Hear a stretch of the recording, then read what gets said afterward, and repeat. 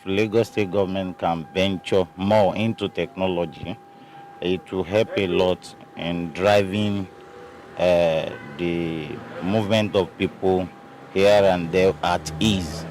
But I think more of enlightenment and training need to be done first to enable easy adoption by people. Well, I believe the citizens should actually utilize it more. People are going to utilize it more because nowadays you just want your transportation to actually be less stressful and less demanding. So because there's obviously the transport network in Lagos State, there are a lot of people in the state and everybody's trying to utilize it. So I think it's going to be very, very significant, and I think people are going to utilize it as much as possible. I will utilize it very well. Lagos should not look back. We expected them to have done more, even more than that. Introducing CCTV into buses, it will help reduce security attack at some other idle hands, and it will be able to control people's activities. When you understand that you are being watched, people will behave as expected. So the idea of bringing this CCTV camera into Lagos transport system is a good idea, and I want the government to work perfectly on it. One thing is there should be more awareness about it. All right, you want more awareness, you want more people to actually be eager to know more about it. So you want not only just social media, you want things like jingles, radios, because there are people that do not, majority of people, the working class, that might not use social media that much. You want them to also be involved. So I think it's just all about awareness, publicity, prompt information, and also to ensure that they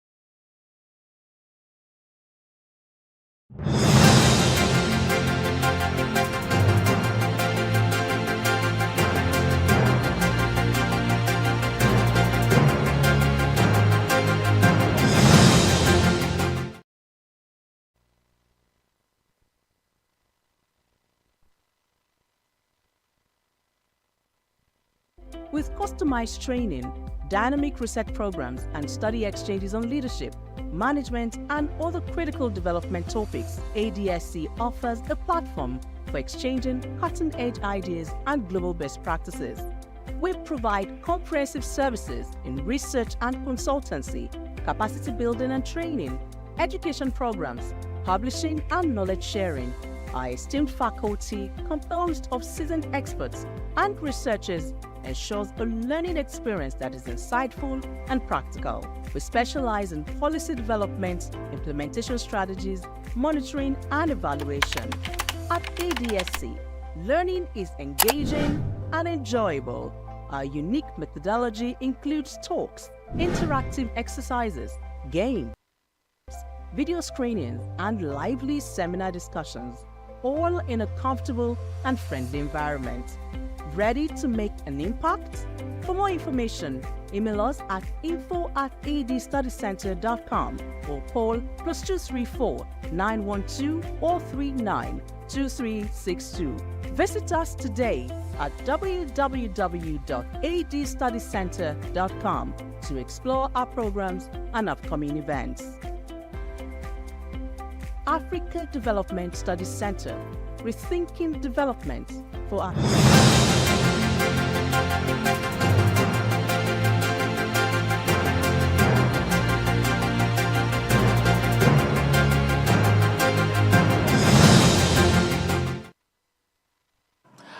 Glad to know you're still on to News on Souq News Television. China revealed on Sunday that a major plan to improve its education system by the year 2035 is in place. This plan aims to make it one of the best in the world. The plan by the government focuses on providing high-quality education that is accessible to everyone. The announcement comes as China faces a shrinking population for the third year in a row, with fewer births and more deaths and high costs for childcare and education. This has made young people hesitant to start families. The country has put in place key goals of the plan, including expanding free education, increasing university and postgraduate enrollment, and ensuring students' health by promoting physical activity and mental well-being. The government also plans to improve schools in rural areas and support children with disabilities and those for migrant families. China hopes that these changes will not only strengthen its education system, but also support families and encourage a brighter future for its younger generations. Indonesia has opened its domestic carbon exchange, IDX Carbon, to foreign participants, aiming to boost investment in local climate action and re-establish itself as a leader in carbon offsets. The exchange began trading credits from 5 energy projects owned by the state utility Perusian Electric Negara, which sold 41,822 tons of CO2e at prices ranging from 96,000 to 114,000 rupiah per ton. Over 1.7 million domestic carbon credits are now available for purchase by local and international buyers. President Prabowo Subianto has pledged to accelerate Indonesia's net zero target to 2060, requiring $3.8 trillion in investment for renewable energy, power grid capacity, and electric vehicles. However, weak demand and delays in implementing an emissions cap and trade system have limited the exchange's success since its launch in September 2023. Indonesia's energy offsets are now available for international trade, but their quality and contribution to emissions reductions may dampen its global interest. Despite these challenges, the move aligns with the nation's broader climate goals and the recent COP29 agreement on carbon trading rules. From the Middle East, Hamas released 3 Israeli hostages while Israel freed 90 Palestinian prisoners on Sunday, marking the start of a ceasefire after 15 months of war. The truce allowed Palestinians in Gaza to return to their now devastated neighborhoods, while Hamas fighters were greeted with cheers. In Ramallah, fireworks and celebrations welcomed buses carrying freed Palestinian prisoners, including 69 women and 21 teenage boys from Israel. Thousands gathered to celebrate their return. Meanwhile, in Tel Aviv, emotional crowds watched live footage of the released Israeli hostages entering Red Cross vehicles holding gift bags from Hamas. And to India, the industry, which exports nearly a third of its products to the US, is preparing for challenges as Donald Trump begins his presidency. Bangalore-based BioPlus Life Sciences, which earns much of its $1 million revenue from US exports, expects higher costs due to potential tariffs.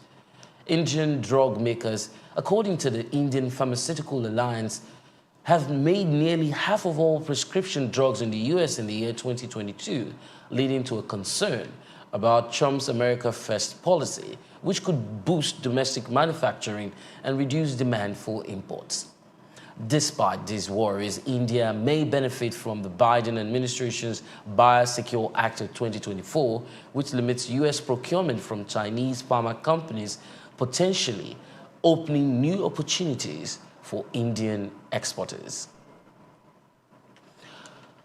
British lawmakers have cast doubts on the effectiveness of the recently launched Office for Value for Money, which was announced by the Finance Minister Rachel Reeves in her October budget. The initiative, tasked with identifying 2% efficiency savings across government departments, has faced criticisms from Treasury Committee. Committee Chair Meg Healy described the office as understaffed, poorly defined, and set up with a vague remit, warning that it might duplicate the role of existing bodies like the National Audit Office, which has nearly 1,000 staff compared to the OVFM's 12. In response, the Treasury spokesperson defended the initiative, stating that it aims to root out waste and identify overlapping departmental spending. Reeves, who faces a mounting pressure to reduce government expenditure without increasing taxes, launched the OVFM as part of her strategy to repair public finances. However, lawmakers are concerned about its unclear focus, the costs, and methods for evaluating the value of government spending. Markets will focus on Trump's policy announcement this week following his inauguration as U.S. president. The policies, which have been projected to make significant impact on market movement, will also influence key economic data from major economies, along with corporate earnings, which will impact investors' sentiments. In Europe, flash purchasing managers index, I'll take that again. In Europe, Flash Purchasing Managers Index PMI data for manufacturing and the services sectors in Germany and France will be at the front burners. Both countries experienced contraction in manufacturing activities in December last year.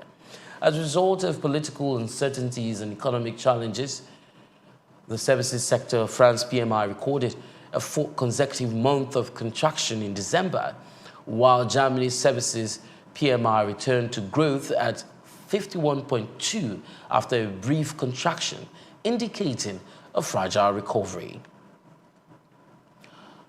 World Economic Forum brings together stakeholders and world leaders to address key global and regional challenges, which include response to geopolitical shocks, stimulating growth to improve living standards, and stewarding a just and inclusive energy transition.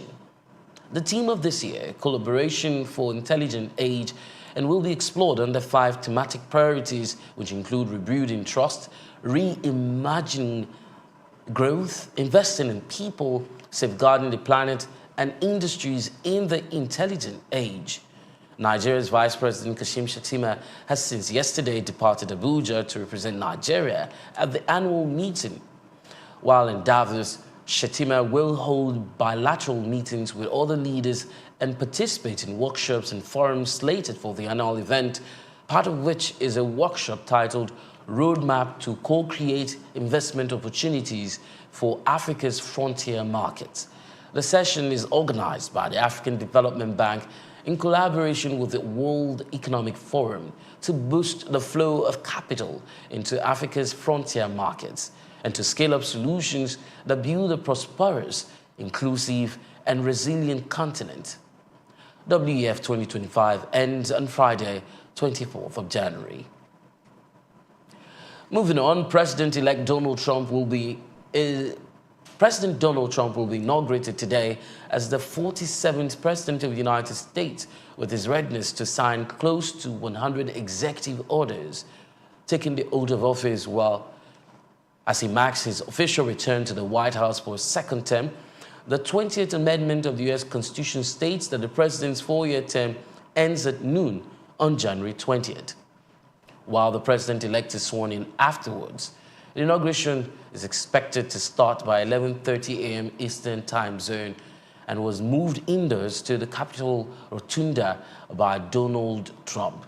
And this is due to cold temperatures being experienced at the moment in Washington. Different events have been scheduled for today as well. The inauguration with the theme are Enduring Democracy, a Constitutional Promise. Donald Trump's newly launched cryptocurrency, Dollar Trump, skyrocketed on Monday, reaching a market value of $9.2 billion. The meme coin surged 73% to $46.06 during Asian trading hours, with a staggering $42.2 billion in 24-hour trading volume. According to CoinMarketCap, the digital token branded with imagery referencing Trump's July assassination attempt was unveiled on Friday, marking his latest move into cryptocurrency alongside his World Liberty financial venture. The launch, which surprised seasoned crypto community members, happened just hours before Trump's return to the White House, drawing billions in trading and widespread attention in the financial world. And in sports, federal government spent $5.3 billion on revival of Super Eagles World Cup hope. That story will come after the break.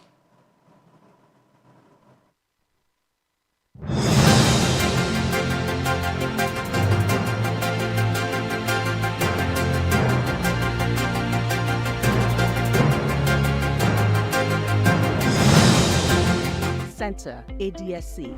We are committed to driving sustainable growth and development across Africa through innovative training and research. Our mission: empowering leaders, policymakers, and professionals with the tools they need to create lasting change. With customized training, dynamic research programs, and study exchanges on leadership, management, and other critical development topics, ADSC offers a platform for exchanging cutting-edge ideas and global best practices. We provide comprehensive services in research and consultancy, capacity building and training, education programs, publishing and knowledge sharing. Our esteemed faculty, composed of seasoned experts and researchers, ensures a learning experience that is insightful and practical. We specialize in policy development, implementation strategies, monitoring, and evaluation. At ADSC, learning is engaging and enjoyable. Our unique methodology includes talks, interactive exercises, games, video screenings, and lively seminar discussions, all in a comfortable and friendly environment. Ready to make an impact? For more information, email us at info@adstudycenter.com or call +234 912 439 2362. Visit us today at www.adstudycenter.com to explore our programs and upcoming events. Africa Development Studies Center, rethinking development.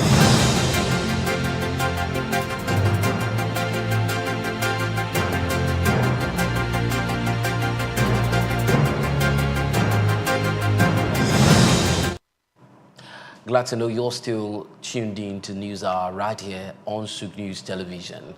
In sports, the National Sports Commission has proposed the sum of 5,350 million naira to the federal government to give the presidential support group to revive the hope of Nigeria picking the 2026 FIFA World Cup ticket. This is contained in the National Sports Commission's 2025 budget proposal made available to newsmen. The proposed presidential support group will be set up in a bid to forestall the possibility of missing out on the World Cup for the second consecutive time. President Tinubu approved the establishment of the PSG, whose budget is captured in the 2025 budget.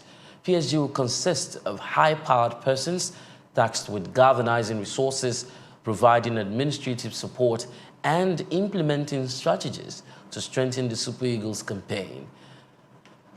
That's the news of the hour on Souq News Television.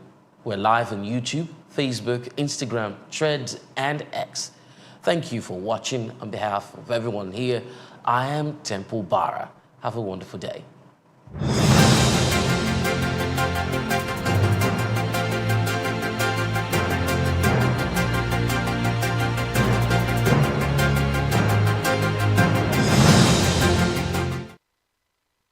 you need right here at Femi Wash Media, call it the Midas touch, and you wouldn't be wrong.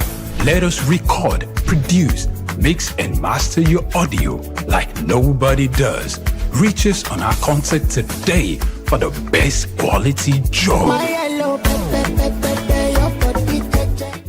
Afrobeats is a classic overnight success story, except it didn't happen overnight.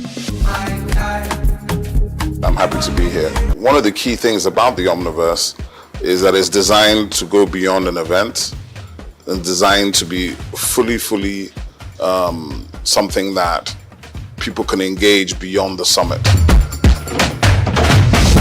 The point being that Nigeria has so much to bring to the world in terms of these things, but we will be bringing fresh energy, fresh ideas, a fresh engagement, and we're obviously open to collaboration. But hip-hop, this never dies. What's the difference between Thor and Shango? Thor is approaching $50 billion in revenue. Shango's broke somewhere outside Lagos. And that's a lack of imagination on our part, Africa, and they're all Nigerian. So to be seen and to be noticed is very hard if you're not in the place where all the noise is being made.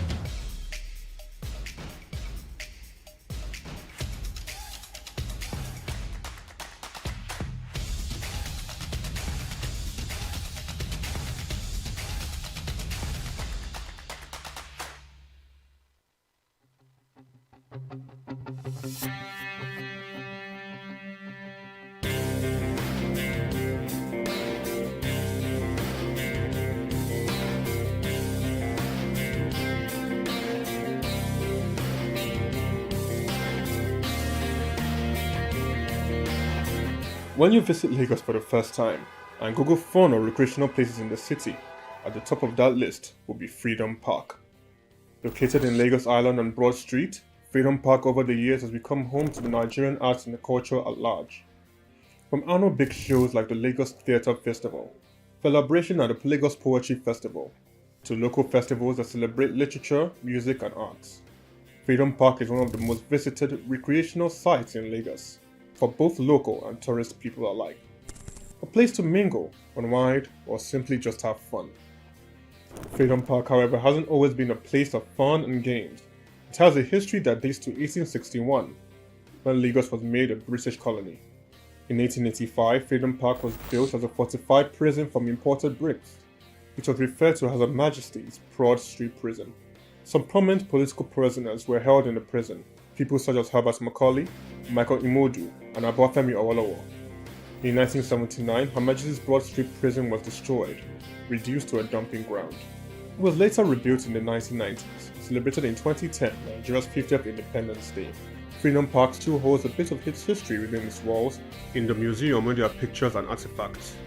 Some of the old prison facilities have been converted into leisure facilities that people visit and enjoy today.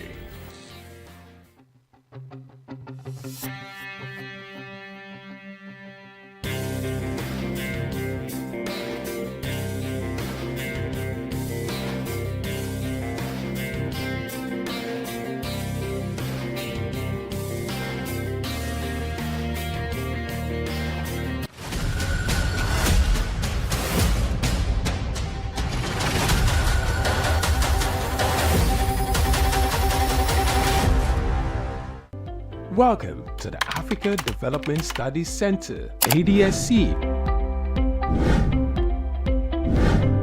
ADSC is an organization focused on training and research to advance sustainable development and growth in Africa. We exist to facilitate customized training, research, and study exchanges worldwide on leadership, management, and critical development issues. The center offers a platform for the exchange of ideas and best practices.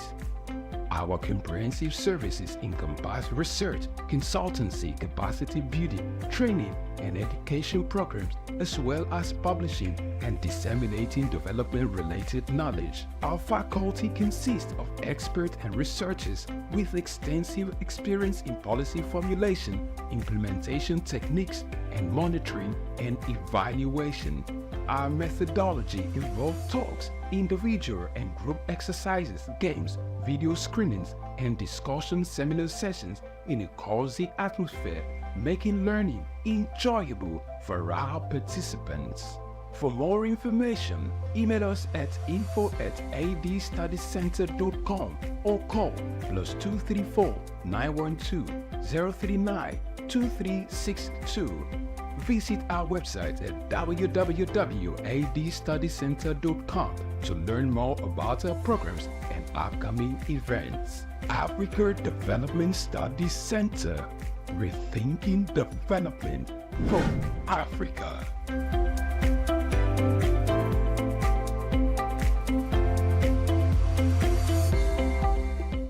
Augmented reality, AR, is a technology that merges computer-generated images with the user's real-world view, creating a composite experience. This interactive experience integrates various sensory modalities, such as things you can see, hear, and even feel, making the experience interactive and immersive.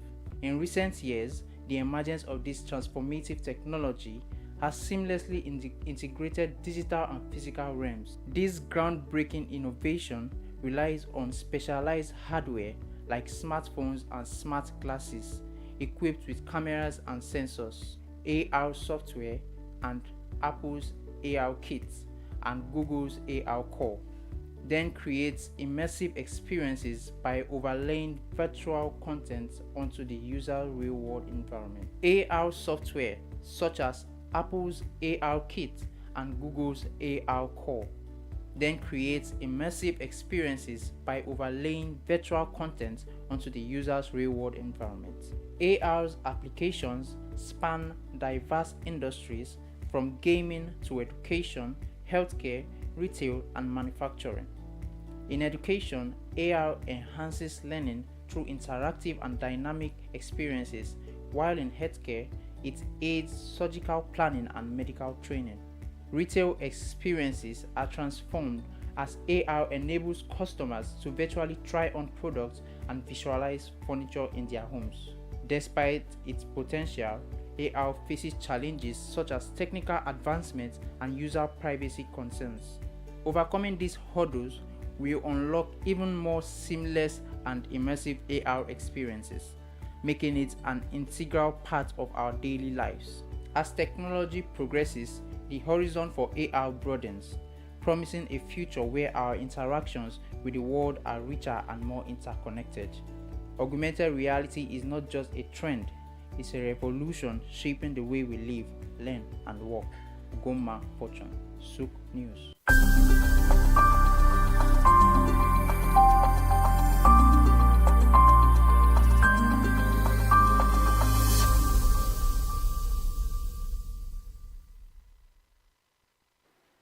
Well, I'm Prince Raymond Adekunle Olaye Akishemoy. I was born into a Catholic family.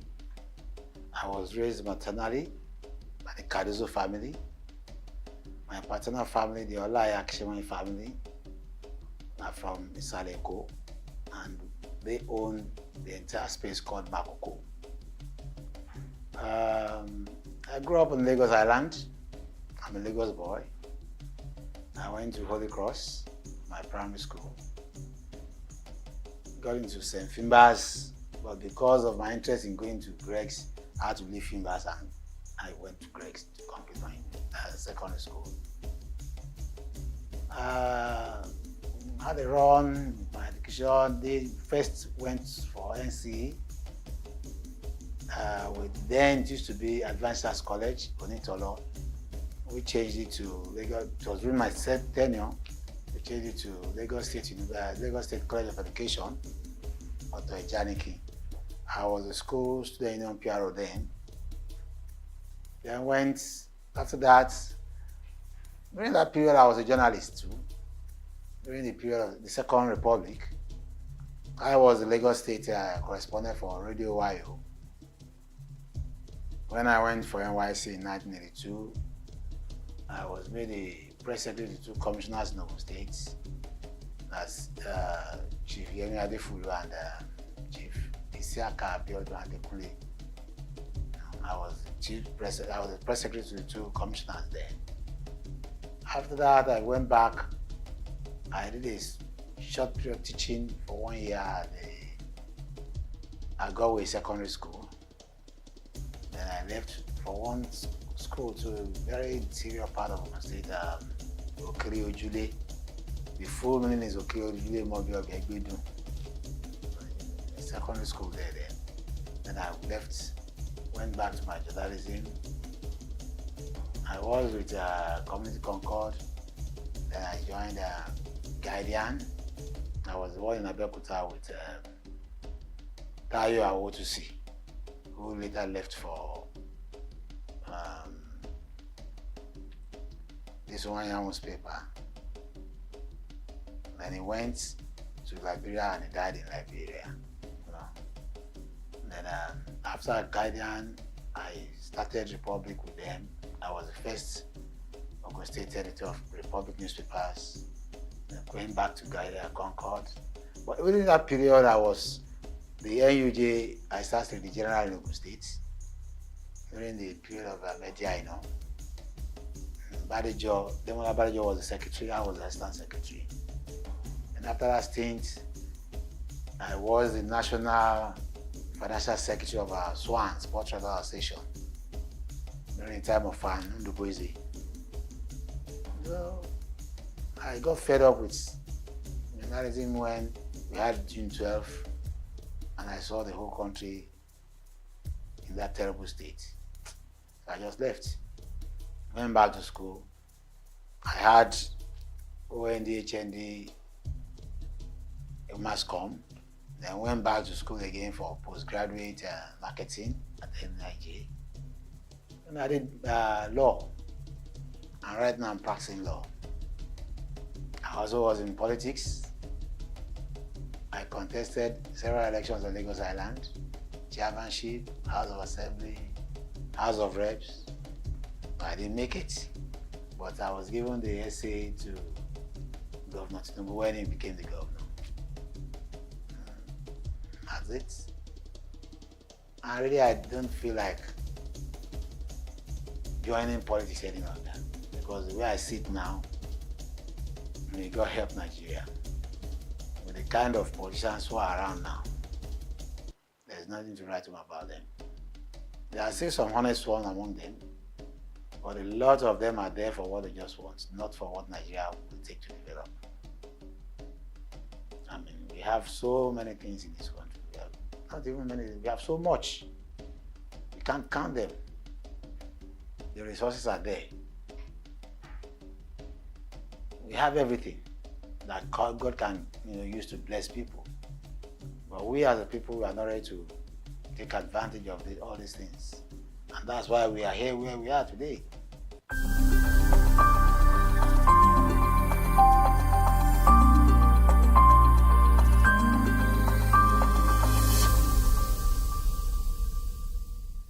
I'm a Nigerian. Though first and foremost, I'm a Yoruba person before becoming a Nigerian. There's no part of this country I've not been to. But my Omoiko in me, the Omoluabi in me, will always be there. Yes, you're right. I'm an Omoiko person.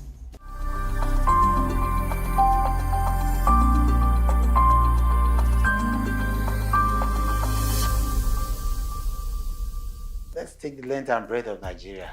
Lagos used to be the most beautiful area in the whole country, the most beautiful. Talk of the waterfront here. I grew up in this Holy Cross. After the mass service at Holy Cross, where the young kids will all come there, flock down to the marina side, serve all the breeze, eat fruits, look at the boats, the ships, and we'll all be happy.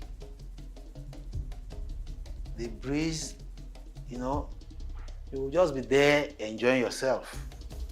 It's not like that any longer. Later, the quayside came, you know, and there were shops. You could buy as many as you wanted. Then, Lagos was beautiful. Our taps went dry. We would do these small paper boats, and we'll put them in our gutter in the house, and we'll follow it to the flow. Where are those ones now? The drains are now just there. They are not moving. You see, they are like ponds. In those days, I could remember, if you have thieves, there were not so many. Even the issue of stealing started becoming rampant, I think, after the Civil War, if I could remember. We were all sleeping outside our houses. We have our houses. Comfortable houses. Small as they were comfortable. But we were all sleeping outside, getting the breeze and everything. It used to be ECN then.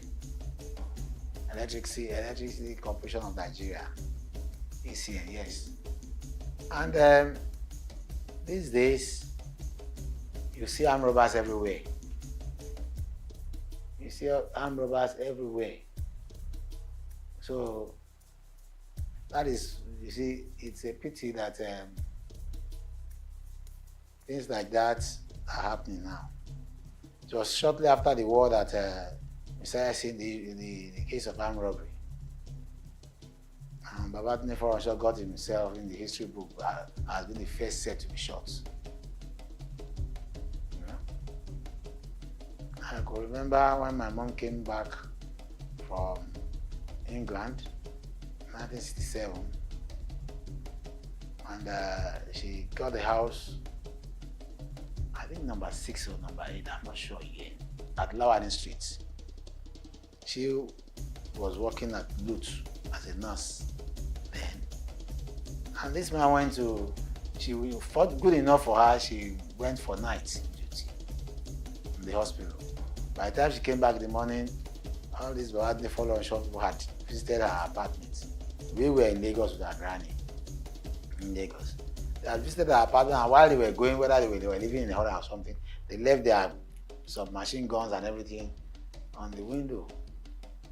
The police couldn't do anything. It was shortly after that he was arrested. So that actually spurred me into going to see his execution at the beach, and that was 1970. Yes, that was 1970. It was the first set. And shortly after, we started having so many cases of armed robbery. You know, because the guns were so many after the Civil War.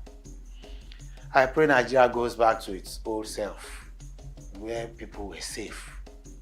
I wonder how the government can do that. Now the security people can do that. But I pray that Nigeria should go back to its old self.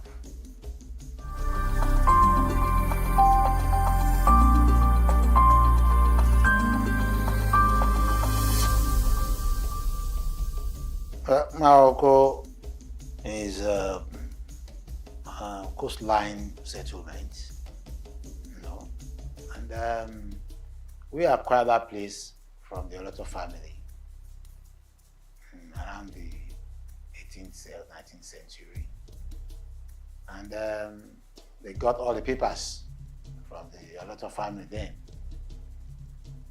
and the man who inherited that was Adam Emmanuel. Adam Emmanuel gave birth to children, and the only one that survived him then was very vocal, was Ramotu Emmanuel, who is my own great grandmother,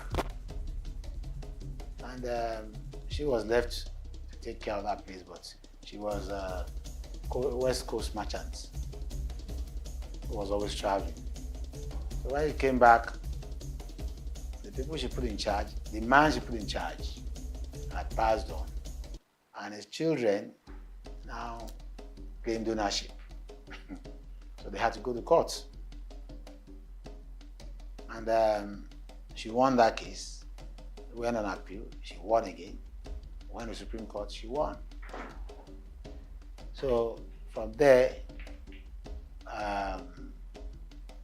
well, it was established that the land, Maroko, even the author then came to testify in court that yes, she was truly the owner. So Maroko was a big place. There was no third mainland bridge then. So she had 4 children. He had Gafari, who was the first child, and who was the first body of Morocco. But he died without having any injury. He had an injury, a lady, a girl. On the eve of her wedding, she died without having any injury. So his lineage went. The second child was my own grandfather, Wahab Kadri Olaya Kishimori. He became the Bali after him, after the first Bali. And he ruled till 1970 before he died. The next person to Wahab was Rahim.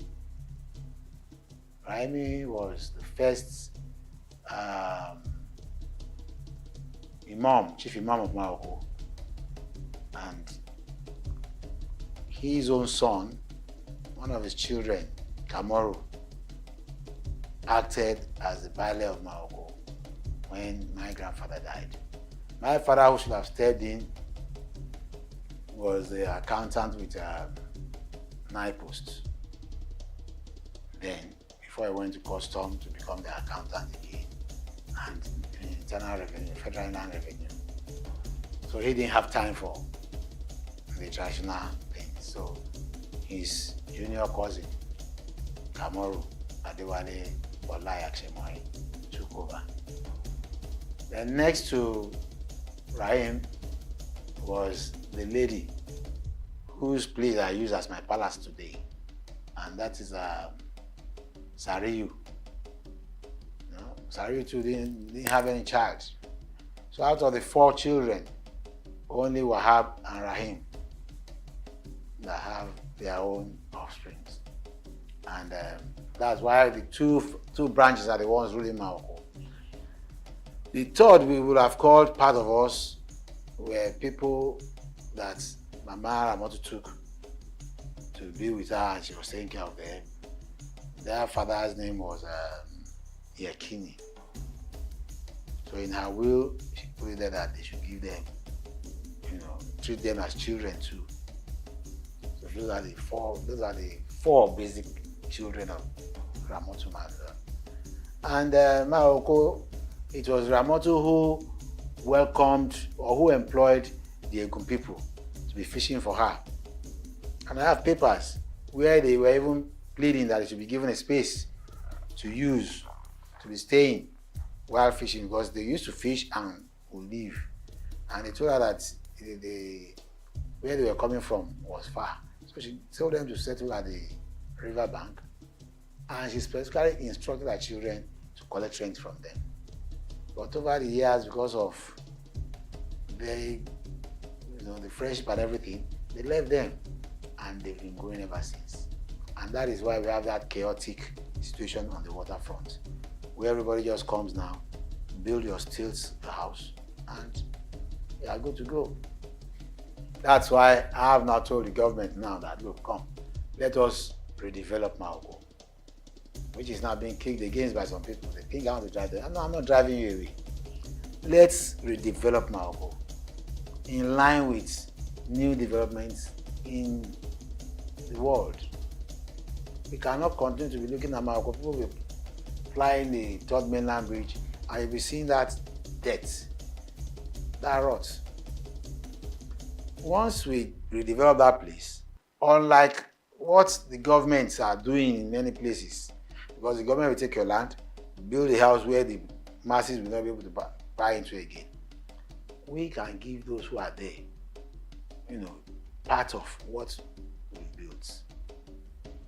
Those, I called them once, I could remember, I said, look, those who are presently on a portion of land, on a parcel of land, will be taken as co-owners. So when we develop, you take your share. The developer will recoup his money, and all of us will be happy. But God knows, things are changing in Nigeria. Things are changing. It's a pity. I hope and I pray that one day we'll have those who will think possibly for the development of this country. Because we go out of this country, we go to other countries and see that these people are far developed. Why are we not developing? Morocco has a lot of resources. Morocco is known all over the world for fish industry. And there are so many people who have left Morocco to other countries that have made it.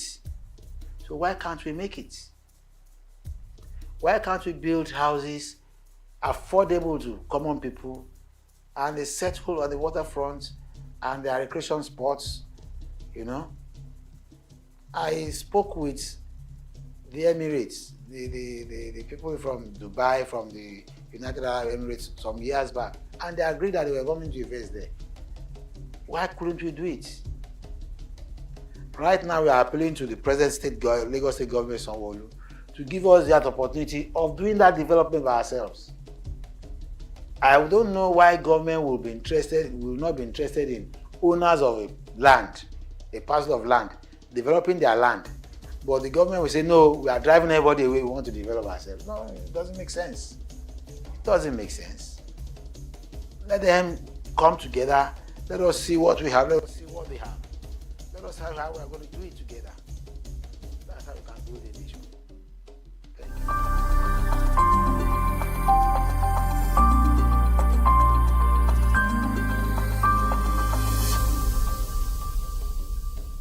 The first I would say is misinformation. The world is being fed only about bad things about Morocco. Oh, Morocco is a slum. Morocco, they are living on water. Morocco, no, there are so many good things about Morocco. So many good things. Yes, we have all these area boys, we have all these, I'm a made person who shouldn't be. But we have people who are investors too in Morocco. As far as Lagos is concerned, Morocco is the biggest fish industry in Lagos State. Are you getting what I'm saying? All over the world, people know Morocco for the fish industry. And if government comes together and partners with the people and develop that industry alone, it's bam. The other one is this plywood industry. You get what I'm saying? Yes, government is trying to relocate them to elsewhere. But there are cottage industries that could be made for this kind of businesses in Morocco, and the people in Lagos will still be benefiting. And you won't lose all these spaces you are seeing being wasted. We organize it in such a way that every sector will be confined to specific areas, and government will make billions of money, and the people too will be happy. We don't do things haphazardly. We don't do fire brigade approach. No. Let us sit down and plan and say, look, this is the length and breadth of Morocco. This is what we are going to redevelop it into. This is the residential area. These are the recreation spots. This is what we are going to bring out from recreation services. For the other services being provided, this is what how we're going to organize it. As I'm talking to you, as old as Morocco is, there is no single secondary school, government secondary school in Morocco today. None. We've been clamoring for this for years, but it's like they're not serious. The last time the Ministry of Education sent some people to me, I took them to a parcel of land that as usual people say, no, they are the owner. Who owns it? They are not. These are land poachers. We can send them off within weeks. Let them go to court, let them go to they have no papers. You get it? But when they have politicians behind them, they throw the hands of the clock back. Let us move ahead. With a good secondary school in Morocco, all the children in Morocco will be going to that school. instead of endangering their lives going far distances to look for secondary education. Do you get what I'm saying? We have the primary schools there. They are there. So, like I said, we have all those ones. Hospitals can be built. We have the primary health center, which is being run by the local government. But we can build a government model hospital in Morocco that can take care of that population and take care of the other people within or outside the Morocco environment. You know, we can do all these things. How much will it cost government? If government is not going to spend money, let us come together. We'll get organizations and people who will sponsor these kind of things. And it will be good for everybody. We will give them land. So this is what I see about Morocco. And like I told you earlier, there are people who have the money. There are investors who are ready to invest, as long as they know that, yes, what they are investing on is genuine. And there will be no policy that will raise their money tomorrow.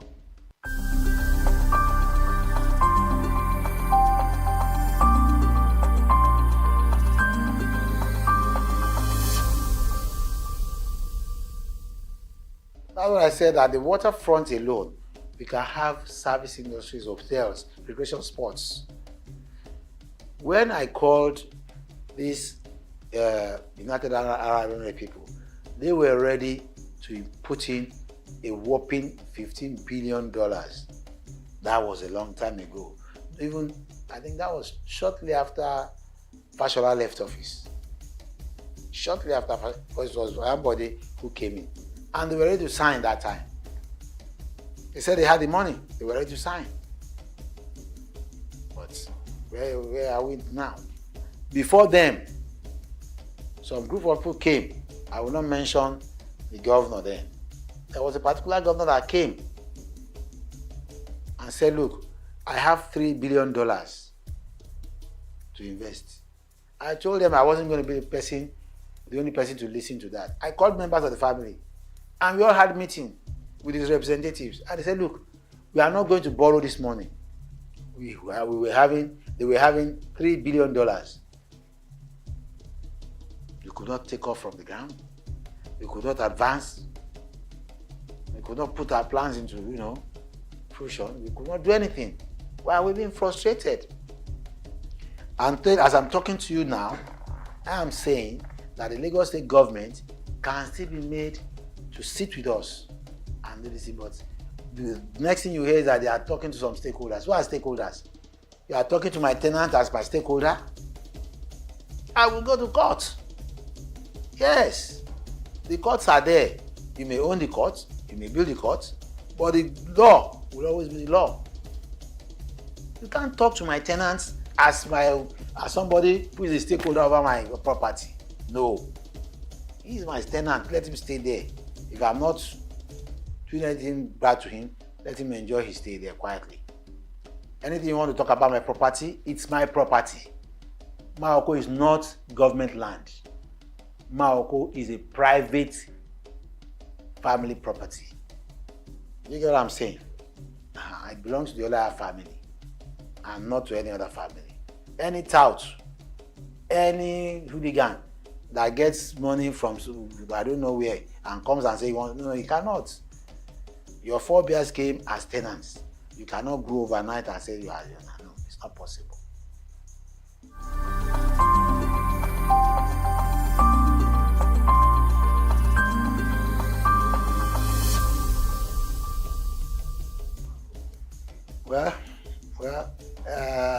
The initial joy to me was that when I got there, at least I minimized criminal activities.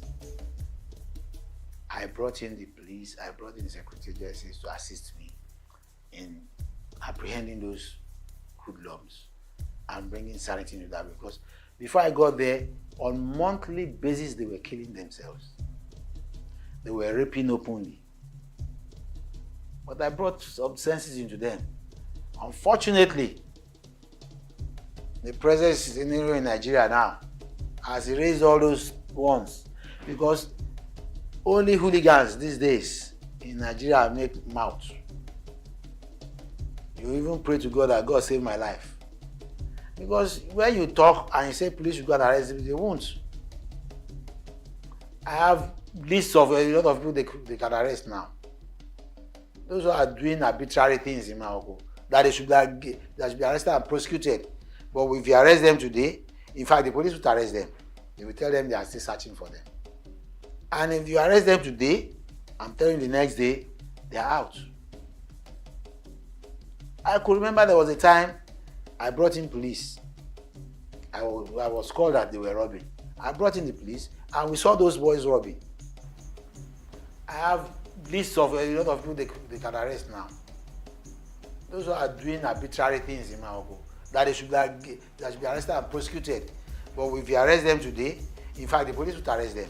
They will tell them they are still searching for them. And if you arrest them today, I'm telling you the next day, they are out. I could remember there was a time I brought in police. I was called that they were robbing. I brought in the police and we saw those boys robbing. And we chased them. We chased them to a hotel and they disappeared. Went just inside and disappeared. So I told the police to arrest the hotel manager. Because for them to have run into that hotel meant that they knew about that hotel and they were being harbored there. Before the next morning, the manager had been released. Apart from that, the police came back in the night around 2 a.m. and met those boys again robbing. So they fired them. I was told they killed about 5 of them who jumped into the canal and died there. Before 8 o'clock the next morning, they had buried all of them. Then they called me to a security meeting at the council. And I told the chairman, I said, you should be arrested. I told him, I said, you should be arrested. He said, why? I said, who owns the government cemetery? Who owns the cemetery? Aton Cemetery. He said it belonged to the government. I said, who controls the said government? Fine. This incident happened on a Saturday night, stroke Sunday. Sunday morning, before 8 o'clock, all these girls had been buried in government cemetery. How did they get in? Who authorized it, their burial? He saw where I was going. He now turned to the people. He said he didn't know anything. He now said he should go and call the people in charge of the cemetery. He put in charge of the cemetery. They called the boy. When they called him, as soon as the boy saw me, he started raining abuses and invectives on me. This is the head of ram robbers and that. The man said, keep quiet. That's not what I brought you here for. Answer this question. What happened with those boys the police killed overnight? So and so. He said, I don't know. He said, you don't know. Were you not the one in charge of the cemetery? Were you not buried in the cemetery? He said, yeah, my guy, we'll see you there. Don't see me in front of everybody. You know what the boy did? He now turned and looked at, there were 2 DPOs sitting with us, and looked at one of them and said, but you 2, you were there when they were burying them now. While we were discussing, the DPO didn't say he was there. So the boy now told the DPO that, DPO, but you led them to us to be buried. Now you gave them cover now. So why are you not talking? Why is it me alone you want to put it on top of me? How do you now solve that problem? Are you getting what I'm saying? One of the legacies I would have said I had was, I brought sanity, but it's been erased off. Even my own brothers are involved in this criminality these days. In fact, they are the heads of those leading criminals to perpetrate terrible things in Morocco, and yet the police cannot catch them.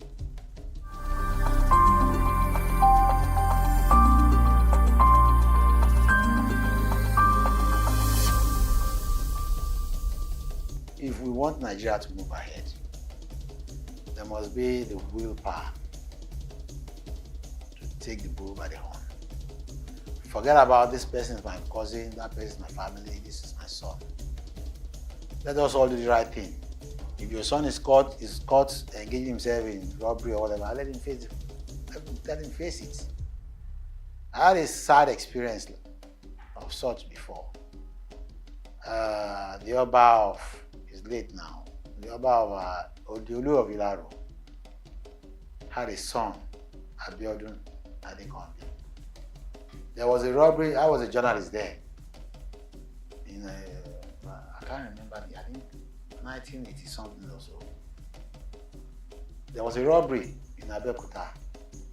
Unfortunately, the victim of the robbery was shot and killed, and his car was stolen. And this guy was involved in the robbery, the prince. Because he's from Ilaro, he was from Ilaro, he crossed the border, made his papers as if he had traveled. But people saw him. People knew it was him. The robbery took place in Abeokuta.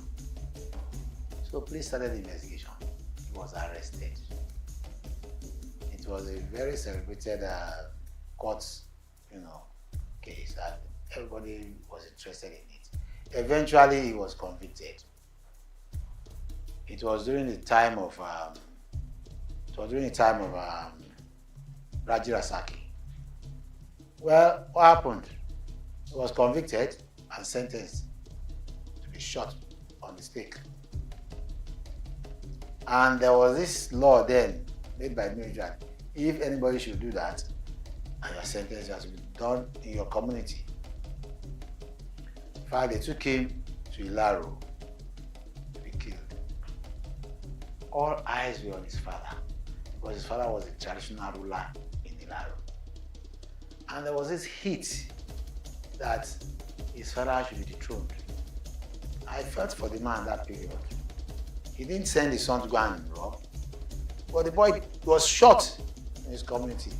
That day we went there to see the man. All his palaces, all the gates were locked up. The man could not come out. And I'm sure that would have been a sore point, for that man. Well, if he's gone now. But I felt bad. How could I have brought such a shame to his family? And I'm telling you that these things should be done that way, so that people can talk to their children. When you bring a deviant child home to punish him or her in front of the whole community, his siblings or her siblings will not do that again. And the other families will also warn their children that, look, try this and you bring shame to the family.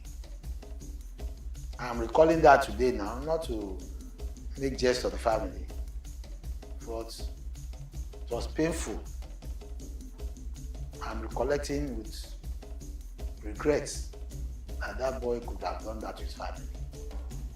And we know that Yorubas, I'm sorry, coming back to Yorubas are Omoluabi people.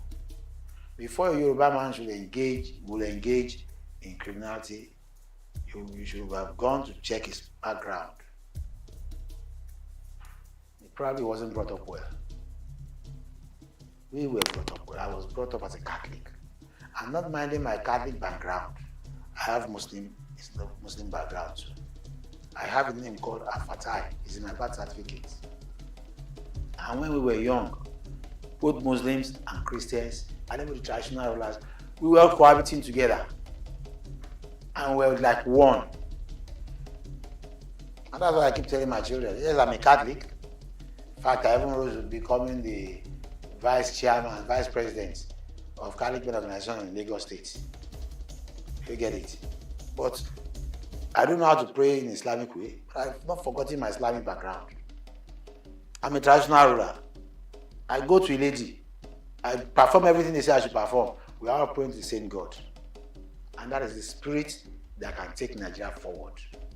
When you start discriminating, when you start seeing the other person as bad, we are nowhere. Even the advanced countries these days, the advanced countries today, they don't hold so much importance to religion. They do the needful and hope that God will help them. That's all.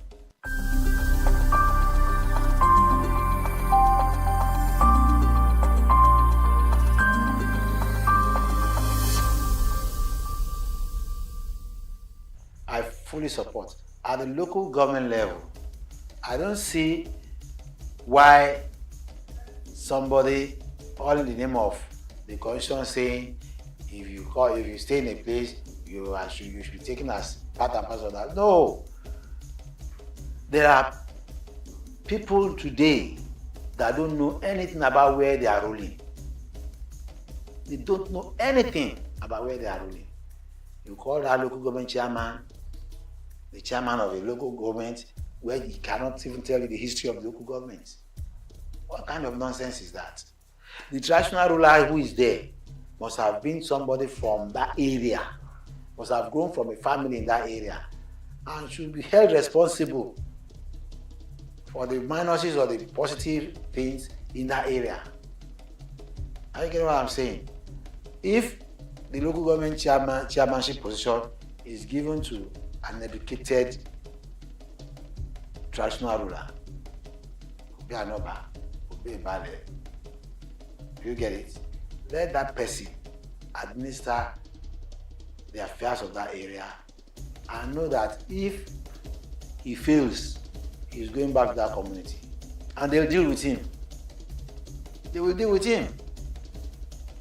But if you allow them to come in, okay, let's say for instance now, if there are crises in this country, look at the trend of things. Where do they normally run to?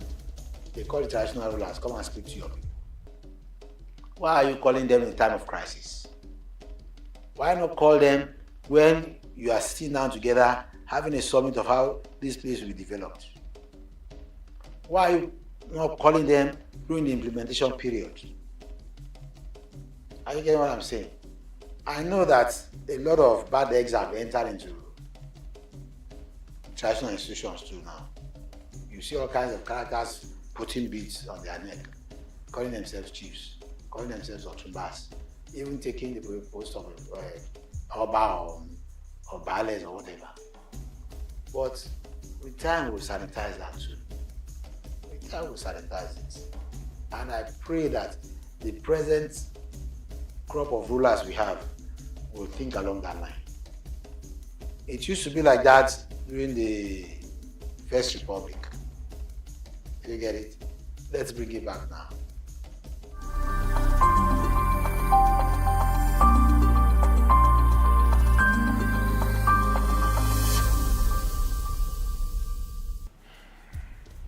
Yeah, I said I'm optimistic. I say I'm prayerful. I will pray for him that he succeeds. That's what I'm going to say. I'll say he succeeds. I wish he succeeds. I hope he succeeds. Because let me tell you something. A lot of damages have been done. They finished this country. Our currency is nowhere to be talked about. It cannot buy you anything. It's painful. Hold $1 million this morning. Before afternoon, you are asking yourself, what have you bought? What have you done with this money? In fact, $1 million cannot do anything again.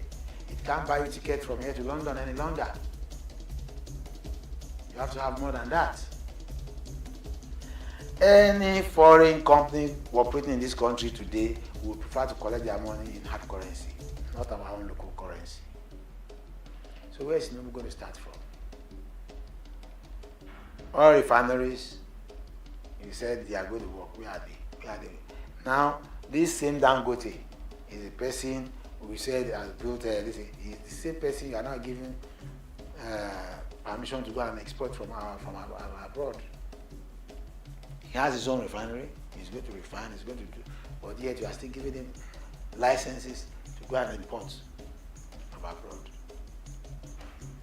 There are other people too. You know, I can't understand. I don't really understand what is going on. I have to tell you that I don't understand how they are going to do it. Our agriculture, we should be focused upon.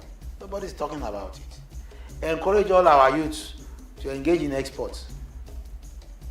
All our banks are not interested in giving loans to encourage our youth to work. Whereas the Chinese, the Indians, have the backing of their governments, and they are giving them billions to come and invest in Africa. And they will come within months, within years. They've established seriously. And we are now rushing to their so-called companies to work for them. Cheap labor. They take all the money you will have gained, they take it back to their country. Because that's where the money they are using they came from. Our own banks here, I don't know what they are doing. They cannot give a young graduate money to start himself off. I was in England some time ago, and a friend of mine was telling me if I need about £600,000, that he would get it for me. I was stunned. He said he even showed me letters written by his bank that come and collect loan. In Nigeria, they don't do that here. If they try to entice you to come and collect loan in Nigeria, look behind their terms and conditions. All right. What would you consider to be the secret of your success? Well, determination, doggedness. I'm one of those who will not take no for answer. I don't take no for answer. If I want something, I go after it. And once I focus, but I have series of experiences over that. But don't let me waste your time, because I could remember there was a time when I was a journalist. I got fed up working in Abeokuta, and I came to Lagos. And I told my editors, I said, look, I'm no longer working in Abeokuta. Have they sacked you? I said, no, nobody has sacked me. Funny enough, my friend Tokubolo Ontoba was the one covering the Barracks. And any time I came to Lagos, I was staying in his house. And I wanted that job. So I went to meet the then news editor, Kunle Odifu. I said, look, you are going to Abeokuta. He said, for what?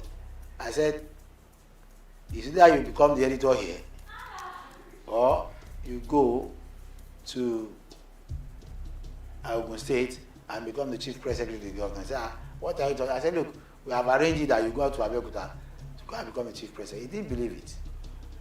But myself and the journalists in Abeokuta were fed up of children of Shua anymore then. But good enough for Raji Rasaki was the governor then. He accepted our offer that Kunle Odifu should come in as chief press secretary. But he didn't know what to do with children of Shua anymore. And good enough, coincidentally, he was taken out of Lagos at that period. So Lawal came in. And when Lawal came in, what happened was that Lawal thought of it and said, okay, people are gunning for Kunle Odifu to come in as chief press secretary. Let's show him become the commissioner, and Kunle Odifu became chief secretary. So his own position as news editor opened. So I told Tokumbo, go and occupy that position. It was in-house politics. And Tokumbo became the news editor. So I went to meet double chief, Drew Onobuli. I said, look, I'm reporting here as the next Lagos State House correspondent. The man looked at me and said, where are you coming from? I said, I've come to tell you that I'm resuming.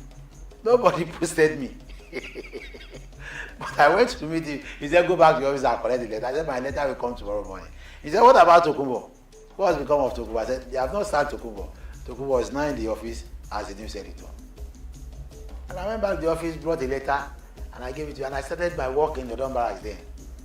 That's one of those things. If I set myself for a goal or a target, I get it.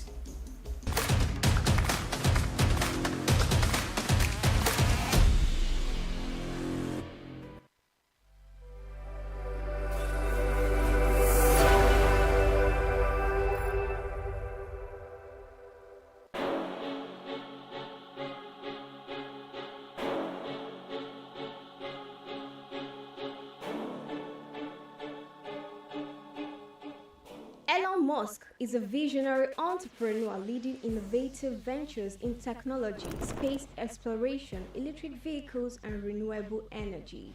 Musk was born on June 28, 1971, to a South African engineer and his mother, a Canadian model and nutritionist in Pretoria, South Africa.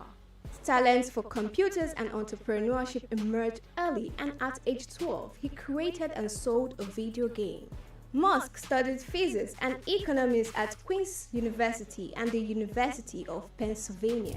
In 1995, Musk founded Zip2, sold to Compaq for $307 million. He also co-founded X.com, which became PayPal, acquired by eBay for $1.5 million in 2002.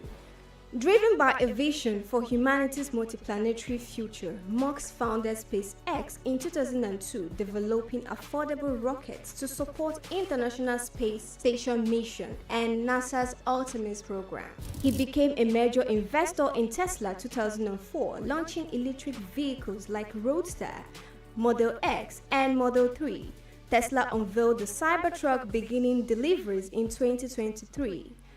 Musk acquired X, formerly known as Twitter, in 2022, aiming to enhance future and transparency.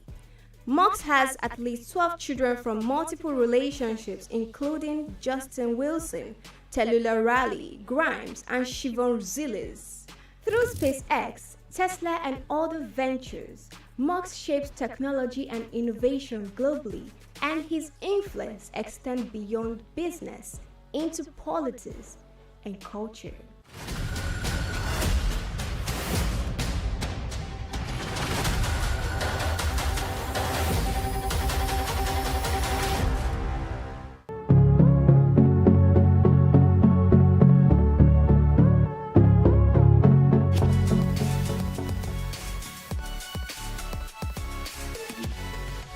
Well, Supporters Club had been there for 66 years when it was founded officially, but those who funded it were just doing it for the fun. We just come to the field, drum, sing and go. Nobody gave them any recognition. But I joined them in the year 1977. Well, I paid 2 naira to join. And how did I join? It was because of an incident that happened at the National Stadium. The Shooting Stars of Ibadan and the Bendel Insurance of Benin were playing the semi-final of the FA competition that year. And I had to go to enter the stadium. I paid 4 naira to watch the game. But while entering the stadium, the whole place was filled. And when I got inside, there was no place for me to sit down. So many of us were standing out there, people outside the gate of the stadium. There were more than the people right inside. So as at a point in time, while standing, some people just took me off ground and threw me into the crowd. And I started rolling until I landed on the culvert, concrete. Concrete slab. Before I knew it, over 50 people were on my top. And I could no longer breathe. So to me that day, it appeared I was going to die. But through the grace of God, I was able to wriggle out myself of that position. And the man directly on top of me had to leave, because what I did was by biting him. And I had to struggle to go under the concrete slab. And I was right there for the first half of the game, 45 minutes. I was right there under the concrete slab. I couldn't watch the game. It was the breeze that was coming from the outer part of the stadium that saved the situation. After the first half, you know, people will get up to go to the toilets, to go and buy drinks and meet their friends. I had the opportunity of coming out, and a good Samaritan gave me a small place to sit. Even at that, I was very unconscious. I was not comfortable. But the game ended. It was a drawn game. When the game ended, everybody left the stadium. But because I wasn't very comfortable, I had to wait in the stadium for like an hour and a half before I left. So when I left and I got home, 9 p.m. network news, breaking news. 32 people died in the stadium that day. And that, the thought came to me. I probably could have been one of them. But I thank God. That was what informed my decision to say, I will not go to the stadium again until I have the best way to go into the stadium without being killed, maimed, or injured. And I decided to move with those people, and I joined them. But then we were just doing it. Maybe 20 of us, 15, 30 of us, we meet under the trees of the National Stadium, and we go home. And since that period, immediately I became a member. I introduced what they call flag bearing. When from 1977 to 1990, every Nigerian team that came out of the tunnel or goes out there outside Nigeria to play, you will see the Nigerian green, white, green flag being carried by one person. It's me. I did that flag bearing for 13 whole years. Whenever the team is played, I will be there with them, whether it's the Super Eagles, the under 20, the under 23, the Falcons, and the rest, all our national teams. Even our club sides going out to play Continental. When you see the green, white, green of Nigeria, I used to be the one carrying that flag. So I was with them, and I rose within the ranks from being an assistant secretary to becoming the national secretary and also the chairman of the disciplinary panel of the Nigerian Football Supporters Club. And by 1990, I was voted to be the chairman. That was when the thoughts of registering the club came. So when you hear that the Nigerian Football Supporters Club founder, officially because of its registration, I did the registration. Registering the club, I moved it from Lagos to Ibadan, Oyo State. I'm an Ibadan man. Charity begins at home, they say. So I went to Ibadan. From Ibadan, I moved to Bauchi. I moved to Abuja, Kano, Port Harcourt, all the states of the Federation. By 1992, I went to Cote d'Ivoire, in Abidjan precisely, to launch the Supporters Club. I went there physically, bringing the Nigerians together, those living in Abidjan. I formed the Supporters Club and launched it officially. I left that place, I went to Ghana. I launched it in Ghana. Leaving Ghana, I went to Gambia. I went to Burkina Faso. I went to Mali. I went to Republic of Benin. I went to Togo. I went to all the countries of Africa, putting the Supporters Club in place in those countries. By 1995, I moved to the United States of America. I launched the Supporters Club at the Giant Sports Stadium in New Jersey in 1995.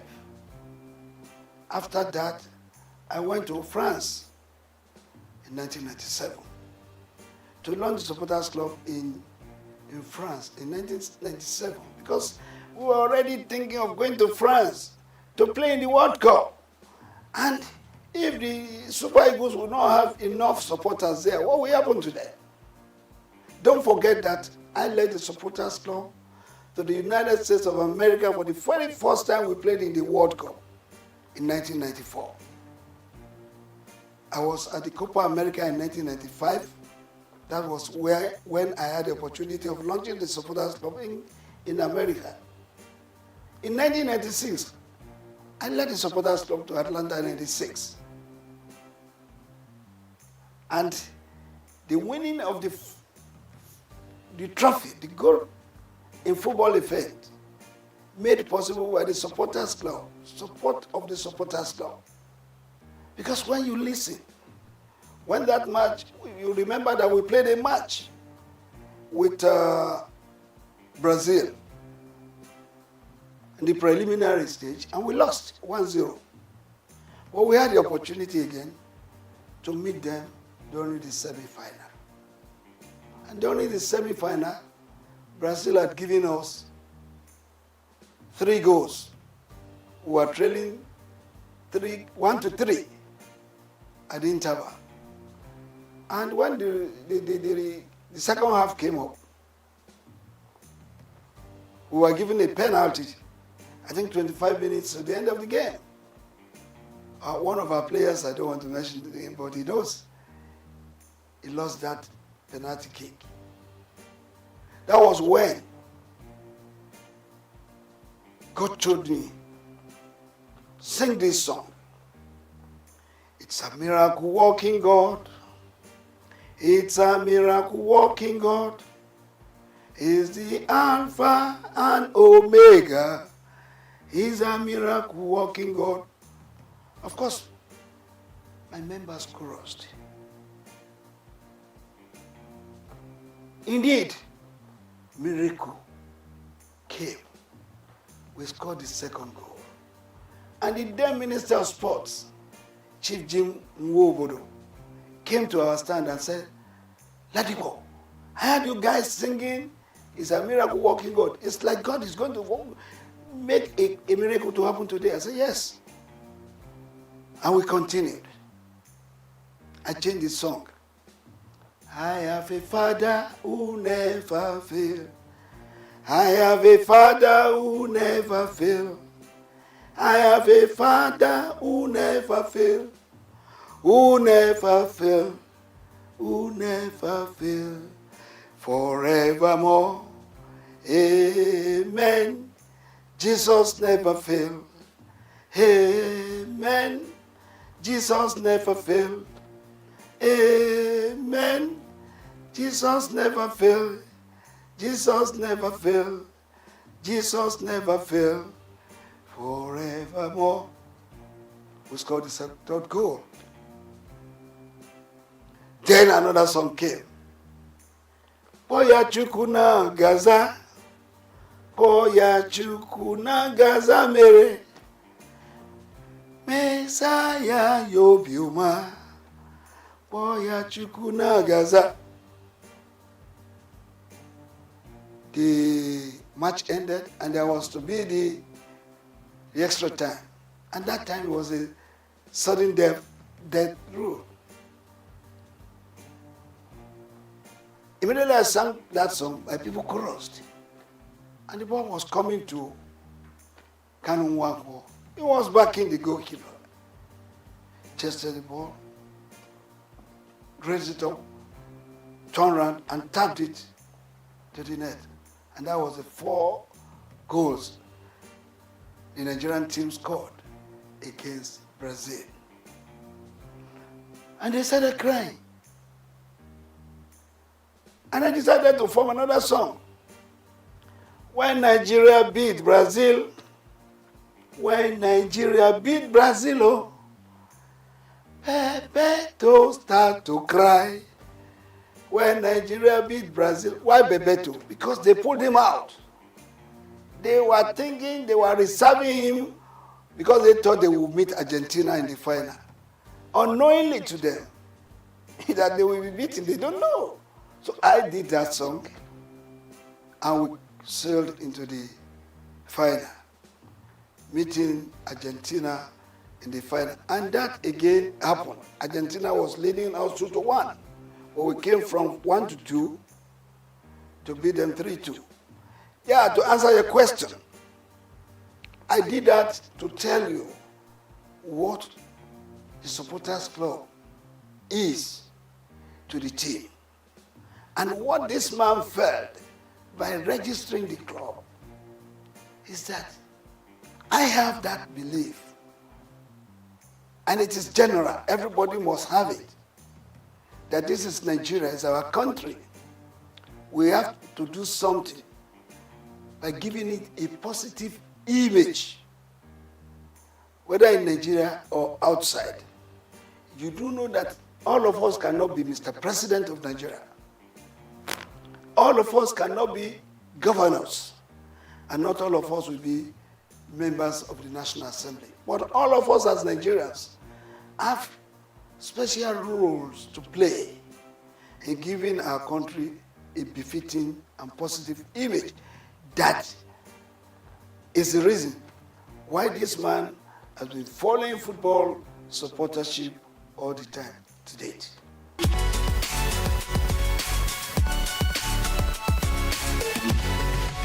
Well, I want to tell you, like I said earlier, the grace of God has been the secret. The other secret is that my members, I get them reoriented to believe in my vision. All of them supports what I was doing. They all love this country. They want to contribute their own to the good name of Nigeria. That has been the secret. And don't forget, any member of the supporters club should be referred to as a patriot par excellence, because they are not paid. They are not given any allowance. They use their time, their money, even at the risk of their lives, to support the cause of Nigeria through supportership. Well, majorly, it is funding. The challenges is funding, because if you have to support the team, yes, they are playing in Lagos, you may not spend much money. But when they are playing in Enugu, they are playing in New York, they are playing in Abuja, you need money, no matter how. But come to think of you traveling with 100, 200, 300, 600 supporters outside Nigeria. They will not go by road, they will go by air. It's a lot of money that we need in running the supporters club. So our main challenges has been that of funding. But I can assure you that God has been good to us. We have had some philanthropists, some organizations who have come to assist us by way of supporting us, giving us a lot of money. And if you will not mind, I will have to put it on record that the very first company that supported Supporters Club was Coca-Cola. Coca-Cola did it for 2 years, they could no longer do it. Then, for 1 year, MTN did it, they could no longer sustain it. But later we got Globacom. Dr. Mike Adenuga Jr. has been the brain, the backbone, the sponsor and the financier of the Supporters Club for several years, doling out millions from 50 to 60 to 100 million of naira, and even in dollars. So that has been the way, that has been how we have been able to surmount it. We have some philanthropists. We have Taiwo Afolabi, who has always supported us whenever we are going out. I remember Alhaji Aliko Dangote in 1996. He supported us, and some other Nigerians too. Esther Ajayi, when we were going to Russia 2018, I went to this woman and I told her our problems. The second day, she was able to give us 20 million. I went to meet the then governor of Lagos State, His Excellency Governor Ambody. He gave me 10 million. the club, not me per se, he gave the club. And when we were going to Brazil in 2014, that was the very first time any government supported us. We went to Brazil. Before going, I visited the then president, Dr. Goodluck Ebele Jonathan. After decorating him as our patron, he pronounced a 50 million naira grant for us to go to Brazil. Actually, we were going to request from him a whole plane to take us there because we were going for a national assignment. Supporters Club is a selfless service. But the president gave us 50 million. I mean, good luck, Jonathan. But we ended up spending 189 million. The difference of that was raised by me going to Dr. Mike Adenuga, Taiwo Afolabi, Esther Ajayi, Ambode, and the rest. That's how we've been running the club. We've been running the club, meeting people who lost the game of football, who lost Nigeria, and they have been helping us.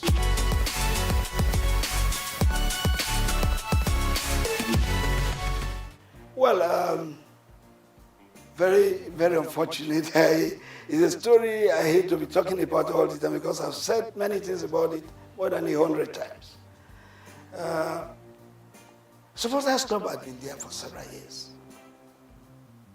And Dr. Rafiu Ladipo was the national chairman for just 10 years, from 1990 to 2000. I left that position in 2000. And then somebody else became the national chairman. And that was Alhaji Waide Anderile Yusuf, who was the chairman for 8 good years. After him, there was Otumba Olatunde Bashorun. He was there for 4 years. And there came a time when one Mr. Vincent Okumaga acted in that capacity for 3.5 years. And there was one little mistake, misunderstanding, because people will not want to wait for their time. And all I told them is, please go through an election. Anybody who would not want to go through an election is not supposed to be on that chair of the national chairman. That's what came up. And the then NFF believed that there could be 20 arms of supporters clubs in Nigeria. It could even run to 100 units. But this is unhealthy.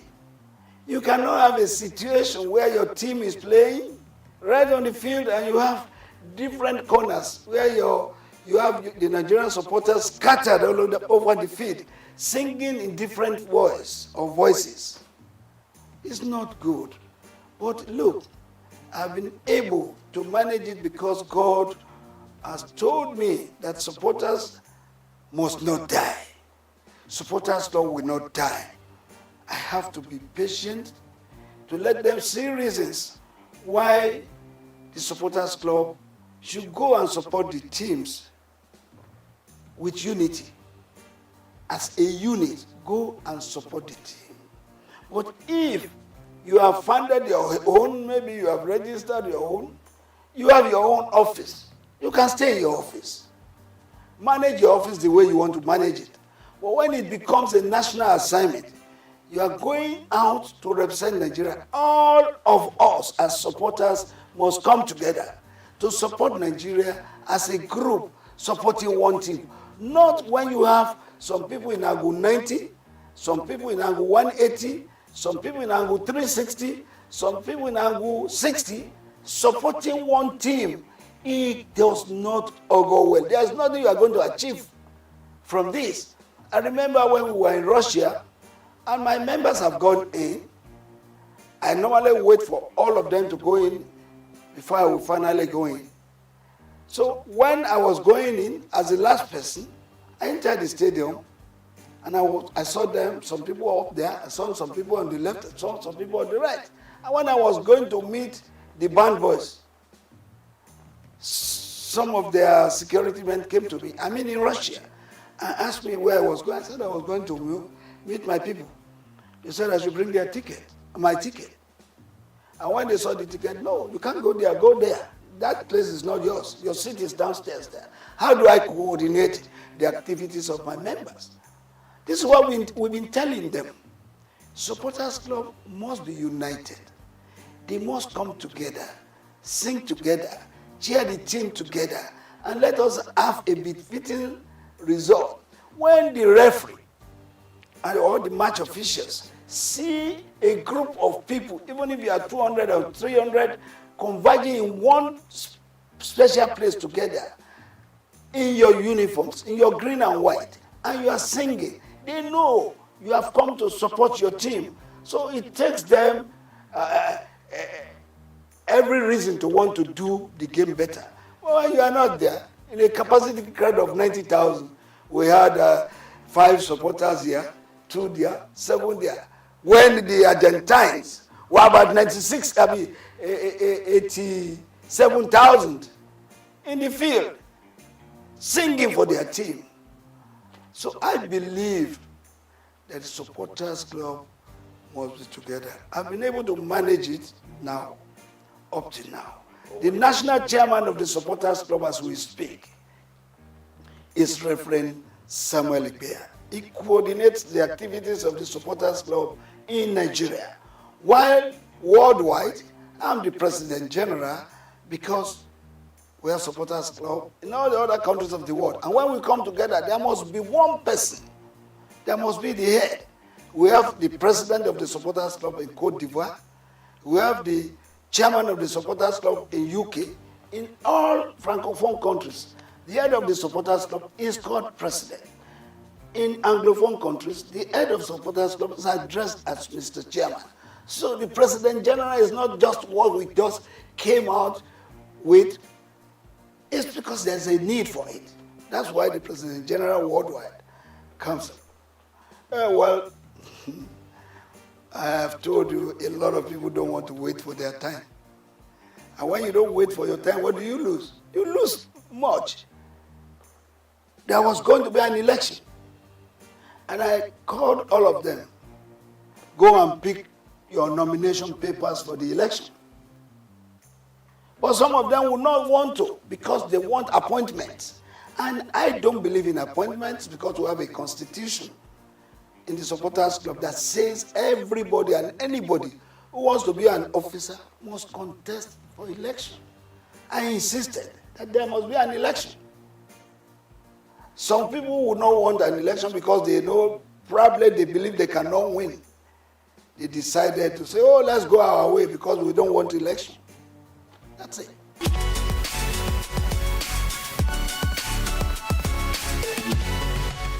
Before now, up to about 8 years, 10 years ago, the Super Eagles were really super. But in the last 8 years, we have not been there. We have not been doing well. Don't forget that in 1994, Nigeria's team, the Super Eagles, were judged to be the 5th best in the world. What is our ranking now? 37th in the world. Even in Africa, what is our ranking? So the Eagles of the last 8, 9 years ago, no, they have not done well at all. I want anybody to tell me what did we win in the last 8, 9 years. Don't forget that in 1980, we won the Cup of Nations right here at the National Stadium. In 1994, we were in Tunisia. We won it. In 2013, we were in South Africa. We won the Cup of Nations. In 1996, we won the Atlanta Olympics. Since then, what can we point to that we have won? So the Eagles of the last 8, 9 years, no. They did their best, but their best was not good enough for Nigeria. And that's why we didn't win nothing. But I want to believe that the present crop of Eagles being put together now, going for the Cup of Nations, we want to write their names in gold. And if that is so, it means they have to put in their best to see that going to Cote d'Ivoire 2024 will not just be going there to make a number. We're going there to give a very good account of ourselves. Who says it is not possible for Nigeria to win the Cup of Nations again? It is possible, but it takes a determined group of people as players who wants to write their names in gold to do that. When you are rating the coach, a coach is as good as his last match. Pasero was employed, he was given a target, and the NFF has the power to either sack or renew his contract. I think according to them, maybe he has performed according to what they want. But for me, as a Nigerian, I want Pasero to go to Cote d'Ivoire and show us that he is serious and show us that the Super Eagles can still fly and make us get minimally play in the semi-final of the Cup of Nations. Anything short of that, no.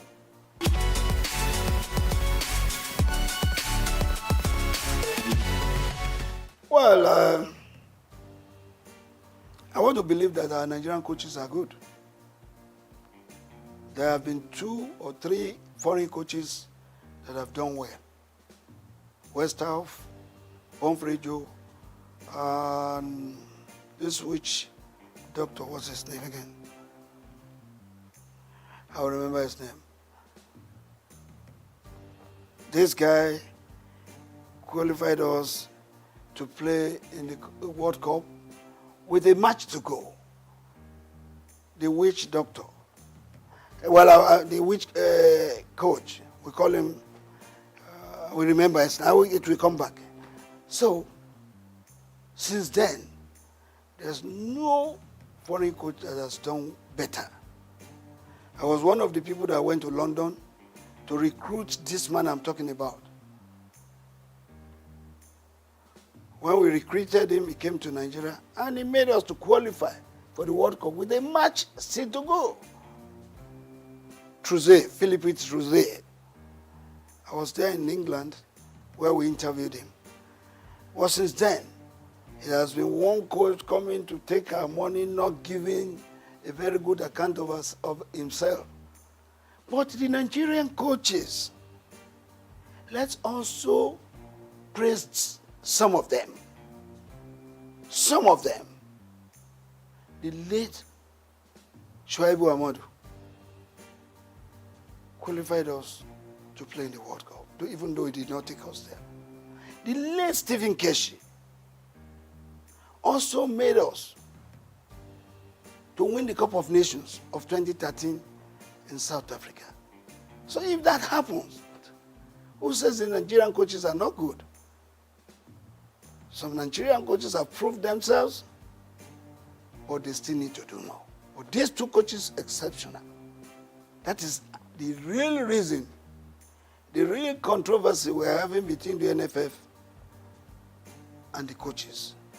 You don't hire a coach if you know you cannot pay his wages. You must be ready to pay his salary as at when due. There's no coach who will labor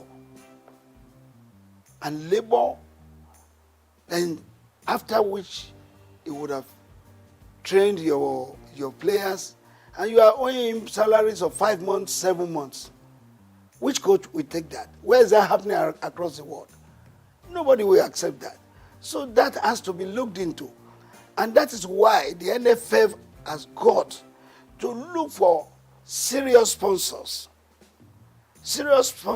and raise funds for them to be self-sufficient, to be able to take all these challenges of paying the coaches wages. That is a big problem. And I think the present NFF board, led by Ibrahim Guzo, will look into that, look for sponsors, serious sponsors who are interested not just interested, but who are genuinely interested in the Nigerian game and in the Nigerian nation. You may be interested in the Nigerian game, but if you are not interested in the Nigerian game, Nigerian nation, you may not give what it takes to do. You must have the love of this country at heart, and then love the game also.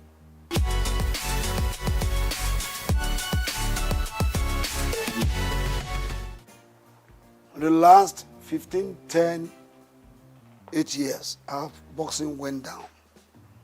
In the last 5 years to today, our boxing has come up. I am the president of the Nigerian Boxing Board of Control, and I confirm to you that every week now, we have a boxing championship. We had one last week. Tomorrow, we will have one in Abuja. When I come back the following week, there's another one. We have promoters now promoting our boxes events. And our boxers are now earning big money other than what they were earning before. In those days, they were earning 20, 30,000. They go on the ring, they hit them, they shed blood, and they sweat. What do they earn? But since the last 3, 4 years, our boxers have been earning big money. Some of them earning millions. Some of them traveling abroad to earn $5,000, $10,000. And that is made possible because we have a group of people in the Nigerian Boxing Board of Control who respects each other, who respect the boxers, who respects the coaches, and who respects the promoters. Take, for instance, I'm sorry to mention, GoTV. GoTV night every day, they've had about 29 GoTV sessions. You know what that means? GoTV for every boxing fight. They don't spend less than 20 million. They even spend more. And our boxing now is being watched all over the world, if not just Africa.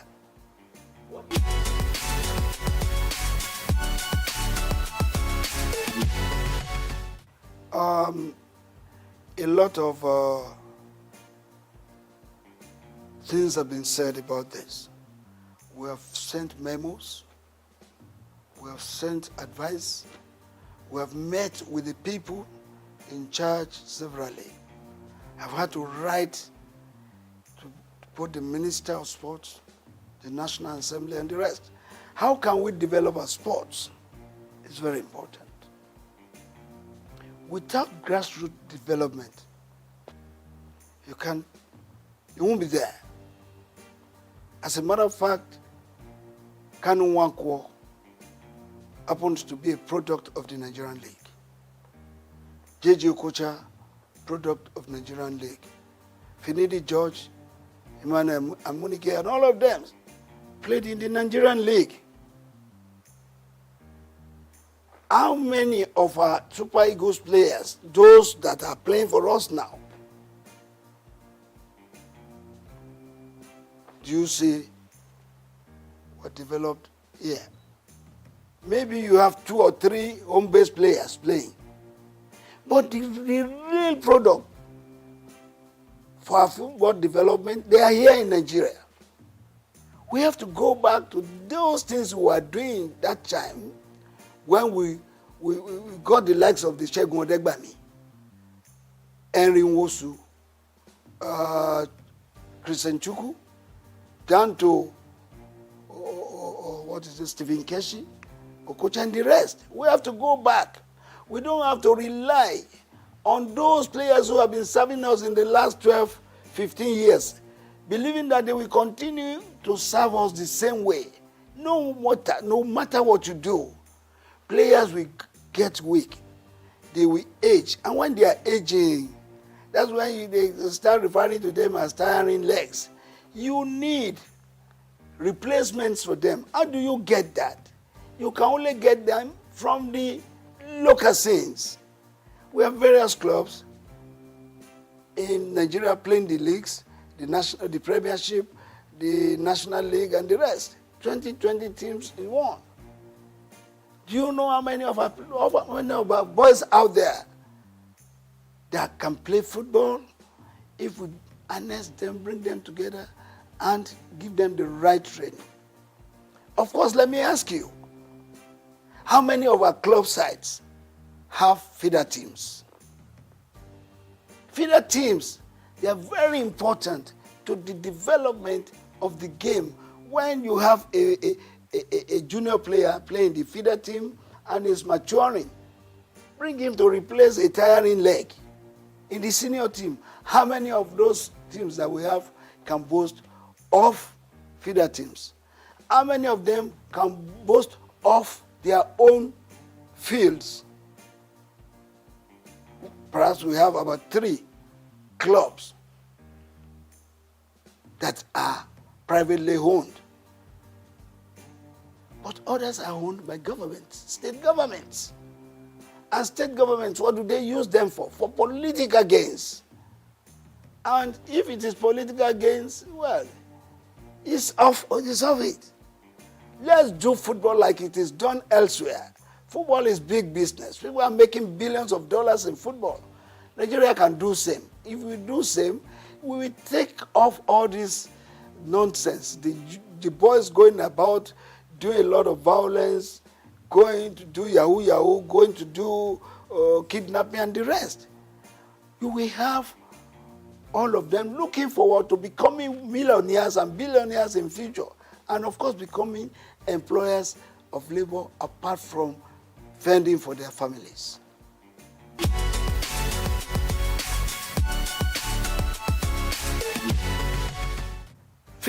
Above 50 football, yeah, it's above 50. I'm the chairman worldwide for that. And my president is Ambassador Edward Olutoke, who has given his support, his finances to be able to do this game. The thing is this, if you have played football, you have played up to the level that you are about 40, and you are no longer playing, you are no longer doing what you know how best to do, you now go and sit down, not doing nothing. Boredom sets in. And within that period, rather than getting fit, you are aging. Some of them developing sickness, various sicknesses that they ought not to have. But because they were no longer doing what they know how best to do, they sit down. So the concept is bringing them back. Not just the footballers, but anybody above 50 could play football, keeping fit, and above all, living a standard life, making money. There's a way, we have one thing we are developing with the above 50 concept for you to make money. Anybody who is above 50 and has no car of ease or no house of ease or a home has not been living standard. So above 50 concept is not just to play football alone, but to help you to keep fit, to keep you healthy, and make you to live standard life and make money. That is what we are doing. And as I speak with you, Brazil has embraced it. Mexico has written to us that they will want to play with us. The last competition we had 8 clubs. Ajegule, Surulere, Redeem, Itiraikate, Abeokuta, all of them, they came to play at the National Stadium. And the prize, the winner's prize was 5 million, which was paid instantly. The second place was 2 million, while the top place was 1 million. And we put a lot of money in organizing that. We are going to start the second edition very soon. And a Christian has to pray. And he say, I pray that the Super Eagles wins today's match. In Jesus' name I pray. Even the Muslim will say amen. So together in sports, where in this country, football and sports is a lifeline, particularly football. Football unites not just the states, it unites the country, it unites the countries of the world. So I believe we can do much more in promoting and supporting our sports so that we get the best benefits, as we say. First and foremost, I want to use this opportunity once again to congratulate him on his appointment. I've met him twice now, and I'm going to meet him soon again. And why am I going to meet him is to advise him on what I think from my own views and from what I've seen to improve sports. First, we have talked about it. The development of sports is key, not just the taking part in competitions. Because if you are not developing sports, you are only taking in competition. If you don't win, what happens? But if you develop sports, one, you are helping the youth. Two, you are helping the nation. Three, you are growing the economy. And thirdly, you are removing restiveness and restlessness of the youth in the society. I want us to advise the minister to key into the development of sports from the grassroots. Let's go back to the schools. Let's go back to the rural areas. Football is played everywhere. Go under the bridges, you see people playing football. Let the minister put in place, through the NFF, a consortium of coaches that will go to these schools, that will go to these corners. Everywhere in Nigeria, you have talents that can be helped, sponsored and nurtured to stardom. Once we do that, our sports will improve. And let the minister put his feet there on ground and say, every club that is playing in the Premiership and the National League must have their feeder teams, must have their own fields and other infrastructures to make them develop sports. Thank you very much.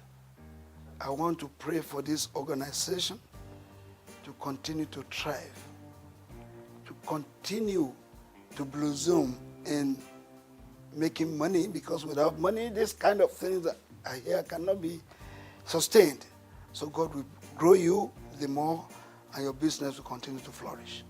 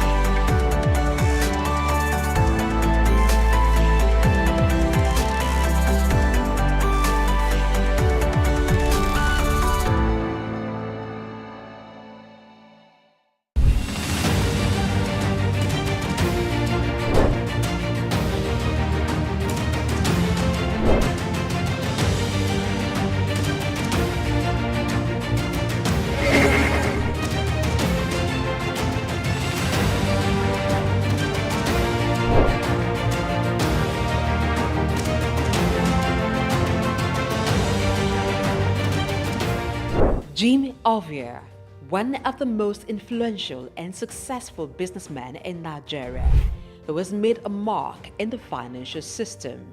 He is the founder and chairman of Zenith Bank, one of Africa's largest and most profitable banks. He has been described by Forbes Africa as the godfather of banking in Nigeria. My name is Jim Ovia. I'm chairman of Zenith Bank, and I thank you all for listening to me. This illustrious son of Africa was one of the financial leaders who revolutionized the banking sector in Nigeria. Let's take a close look into the life, background, career, and achievements of this enigma, Jim Ovia.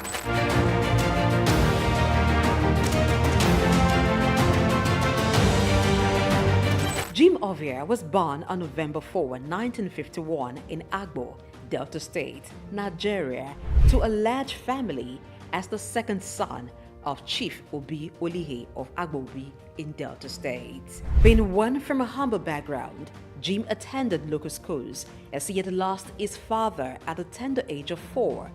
His widowed mother, together with his older brother, saw him through school. He had secondary education at Ika Grammar School in Agbo.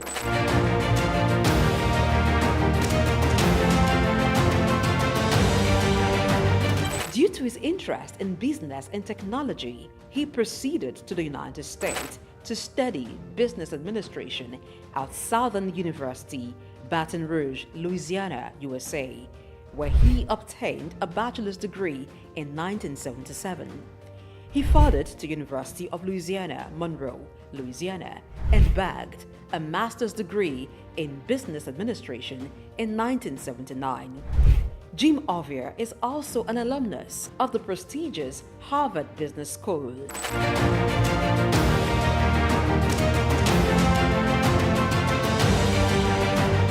Jim Ovia worked briefly as... When we do all this, we also even had dug borehole to supply water to the building.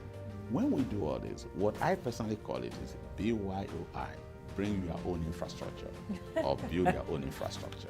Jim Ovia served as Zenith Bank's Chief Executive Officer and Managing Director from 1990 to 2010, and then Chairman from 2010 to 2014. After a brief break, he returned as Chairman of the bank in 2016 and remains so till date. Under his leadership, Zenith Bank has grown to become one of the leading banks in Nigeria and Africa, standing tall among some of Nigeria's first-generation banks of repute, a feat rare for second-generation banks established in a time of tension between military and civilian regimes.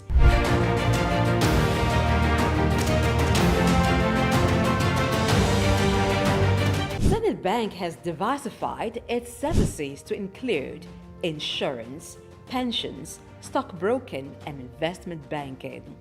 The bank has won awards and recognition for its performance, governance, innovation, and social responsibility, inspired by its chairman's belief in giving back to community. Really, it's my special pleasure, my honor indeed, for this opportunity offered by AAI to be awarded in the category of Business Leadership Award for 2017.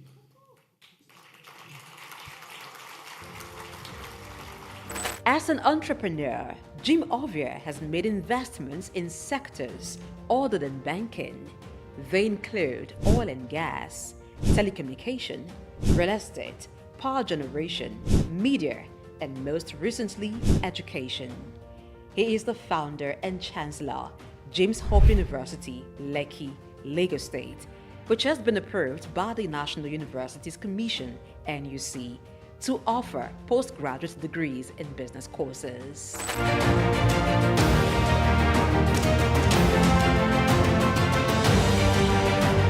Jim Ovia is a man who believes in giving back to society. He has engaged in philanthropic works through his foundations, Mankind United to Support Total Education, MUSTE, and Youth Empowerment, ICT Foundation. These foundations award scholarships to indigenous students and promote information and communication technology in Nigeria through various initiatives. Ovia has made donations towards courses and institutions.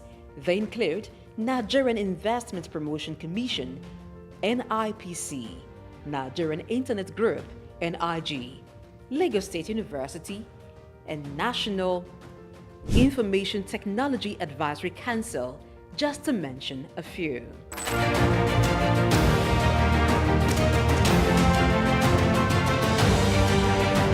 In recognition of his contributions, Jim Ovia is a recipient of many honors and awards. In 2012, the University of Benin awarded him an honorary doctorate degree. Former President Muhammadu Buhari in 2022 conferred him with the national honor of the Commander of the Order of the Federal Republic, CFR.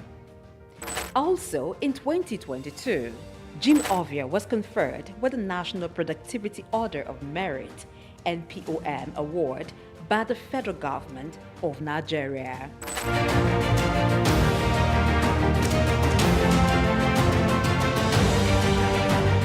Jim Ovia is a proud member of the World Economic Forum, the Nigerian Economic Summit Group, and the Institute of Chartered Accountants of Nigeria.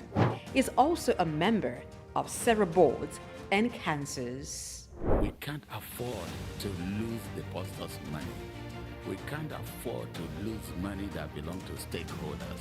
So you must structure your industry in such a way that the best are nothing but the best are there. As chairman of Zenith Bank with more than 9% stake, Jim Ovia in 2015 was estimated by Forbes to have a net worth of $550 million. This net worth obviously has been surpassed since then.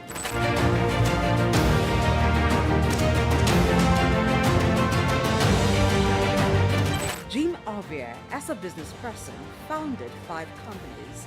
They are is a firm believer of Africa being a continent abundant with natural and human resources.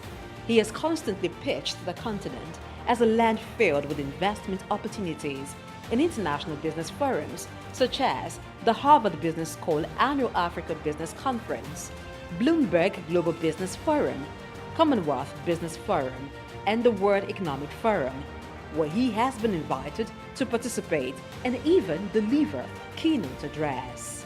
Jim Ovia remains one of the pride of Africa and a great contributor to Nigeria's economy and the financial landscape in Africa.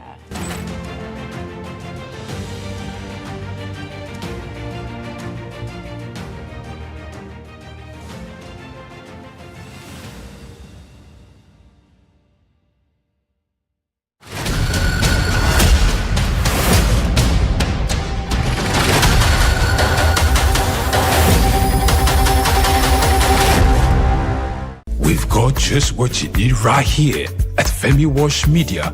Call it the Midas Touch, and you wouldn't be wrong. Let us record, produce, mix, and master your audio like nobody does. Reach us on our contact today for the best quality job.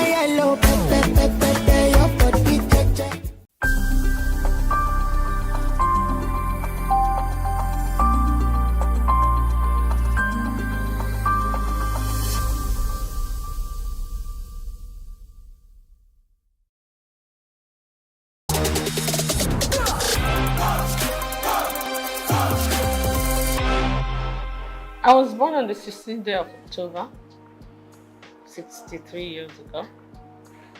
I'm from Opobo, yeah, and went to school.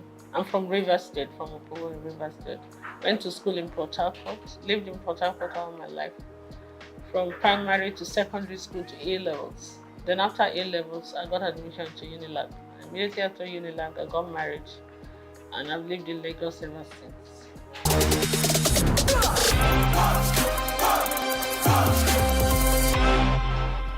Well, it was fun for us because me and my husband were very young. My husband was 25, I was 21 and all that. But we learned on the job. We were friends. We were friends for 3 years when I was in Unilag, university, and we came out, we got married. So we're like children that just got married. But I had my parents. My parents were his very good friends. So when I get naughty, he would report me to my parents. When I didn't know these kind of duties were demands of somebody's wife, they would tell me this is my responsibility. I'm like, no. I will agree to some, I will not agree to some. But I mean, it was fun. We had our ups and downs, but we kind of pushed through it. And then the children started coming, and it was a different ballgame.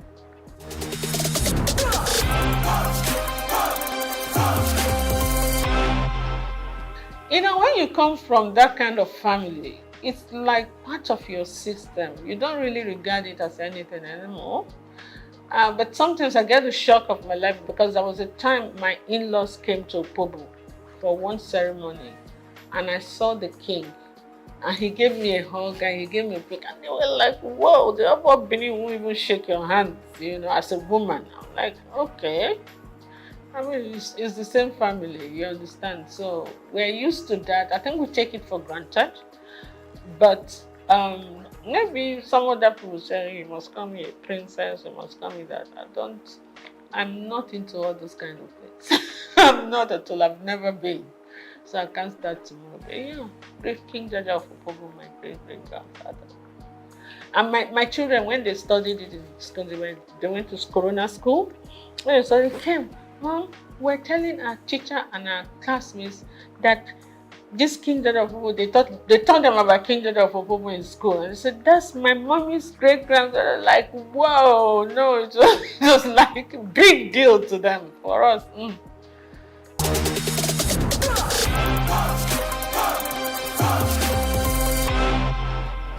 Absolutely, upbringing.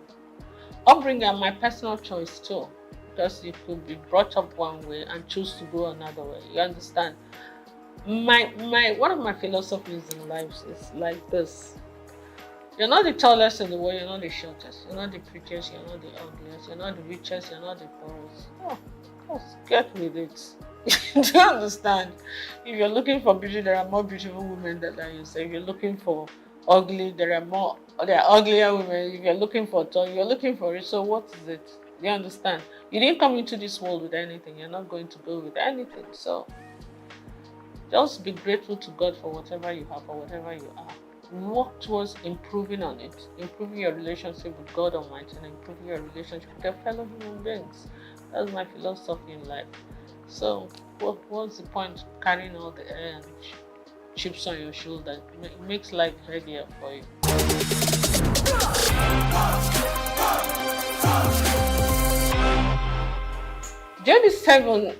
Seven is my favorite number. It's a number for perfection, and I was born on the 16th of October. My star sign is Libra. We're always looking for perfect balance in everything. It's just an influence from the horoscopes, I'm told. But J is my husband's name, D is my name, and 7 is my favorite number.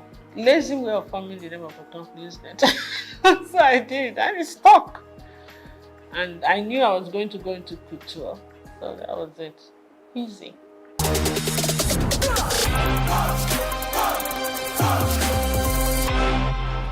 I was a victim of circumstance. I keep saying it.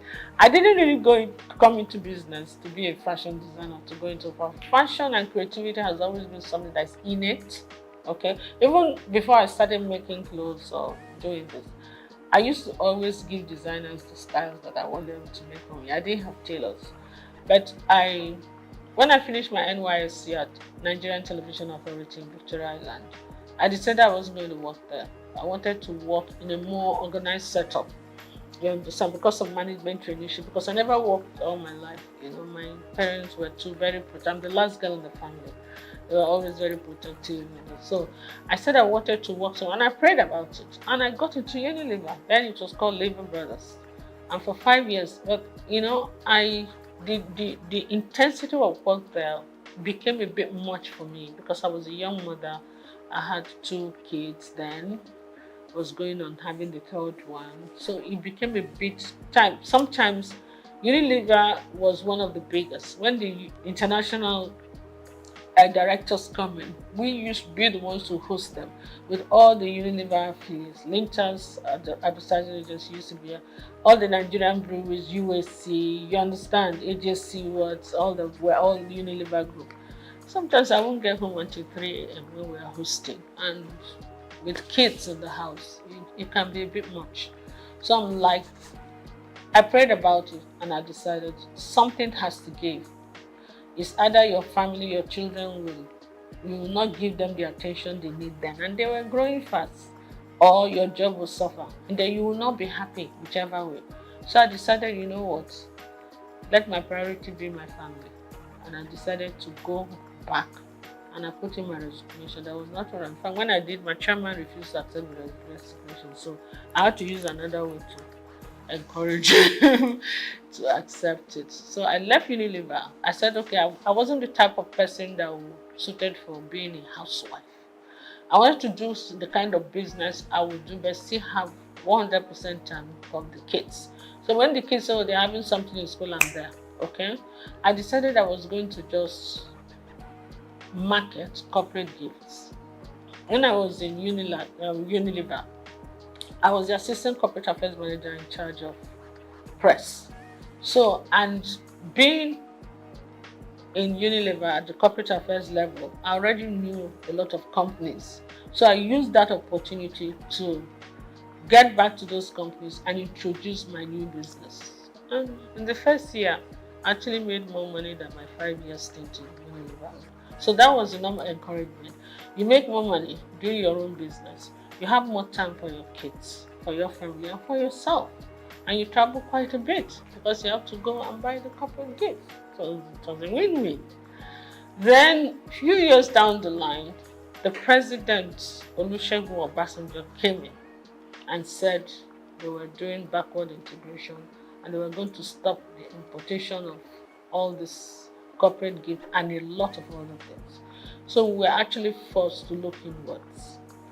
And when we started looking inwards, that's when it hit me that apart from Big, that was being produced by Eleganza, we're not really manufacturing anything in Nigeria apart from textiles and maybe I think Eleganza was doing food flask or something. And which corporate body do you want to give as end of year gift? So what we had to do now, because a lot of my clientele were like Shell, Chevron, I started looking inwards. I said, okay, if I have to do something, I can do beddings, pillowcase trimmings, table covers, table placemat, napkins with fabrics like Ashok and Adira. I can do jute bags, you know. It came to me. So I had to go and buy one machine and employed one tailor. So sometimes they will call me. I did some samples. So when, even in Abuja, when they were going to have, like I remember the West African Women's Affairs, they had a conference. So they wanted jute bags, and we had about 1,000 or 2,000 jute bags, and that was quite nice. Plus, apart from the end of year activities. So that's it. But you know, after those periods, you have periods of lull, that you're not using the machine and the tailor. You have to be paying tailor for doing it. I'm like, why am I going to these people to make my clothes? Tailor, oh yeah, this is the style I want. I started first by giving some of my clothes, repeat it. You did well. So I started designing. I could sketch very well. I was a science student in school, but I could sketch really well. So I was sketching, would do well. And sometimes when I wear the clothes and I go to supermarket, some women will just call me, hey, I really like this thing you're wearing. Please, where did you make it? I'm like, okay, I'll give you the address. I'll give them the address. They started coming. Before I could say that, within 1 month, I had over 50 women I had to make clothes for. And the one tailor was no longer enough. I had to employ 2 others. That was how we started. From 2 to 4, then I had a whole factory before you could see that.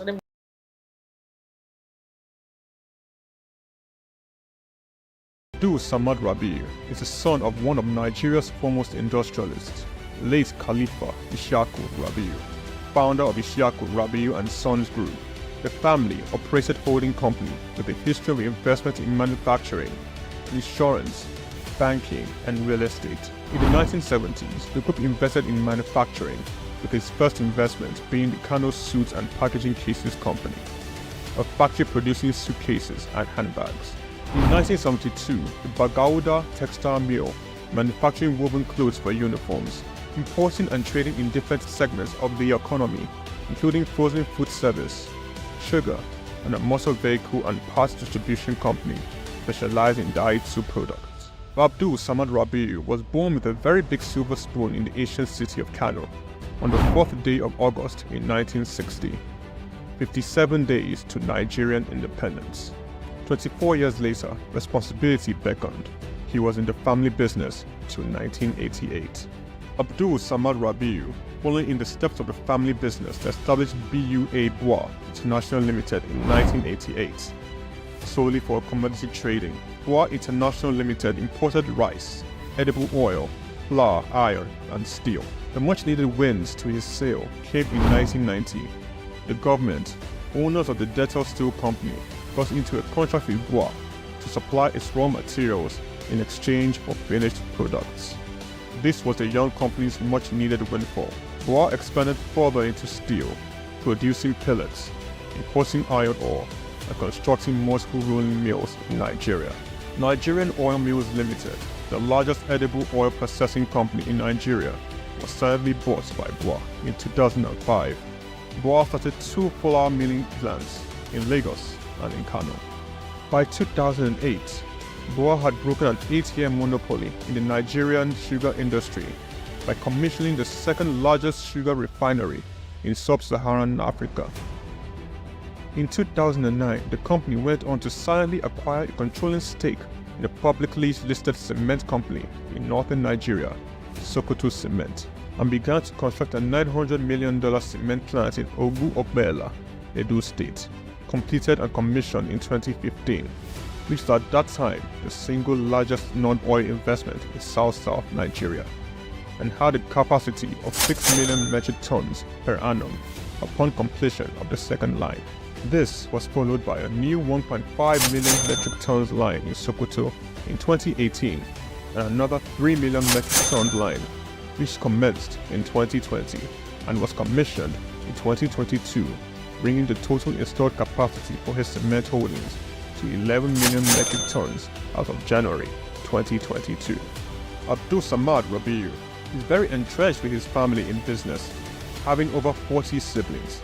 His younger brother, Rabiu Ishaku Rabiu, was the CEO of IRS Airlines Limited, an airline based in Abuja, Nigeria. It operates scheduled domestic passenger services. Its main base was Nnamdi Azikiwe International Airport. The airline was established in 2002 and started operations in March 2002 and ceased operations in 2013. Kabiru Rabiu, our younger brother, currently serves as the Group Executive Director of BUA Group. In 2020, Kabiru was named the Best African Economic Leader under the age of 40, the 100 African Economic Leaders for Tomorrow Awards by the French Institute, Chausseo. BUA invested $300 million in the 20,000 hectares Lafiaji Sugar Estate project, which comprises a sugar mill, sugar refinery, opened in 1988.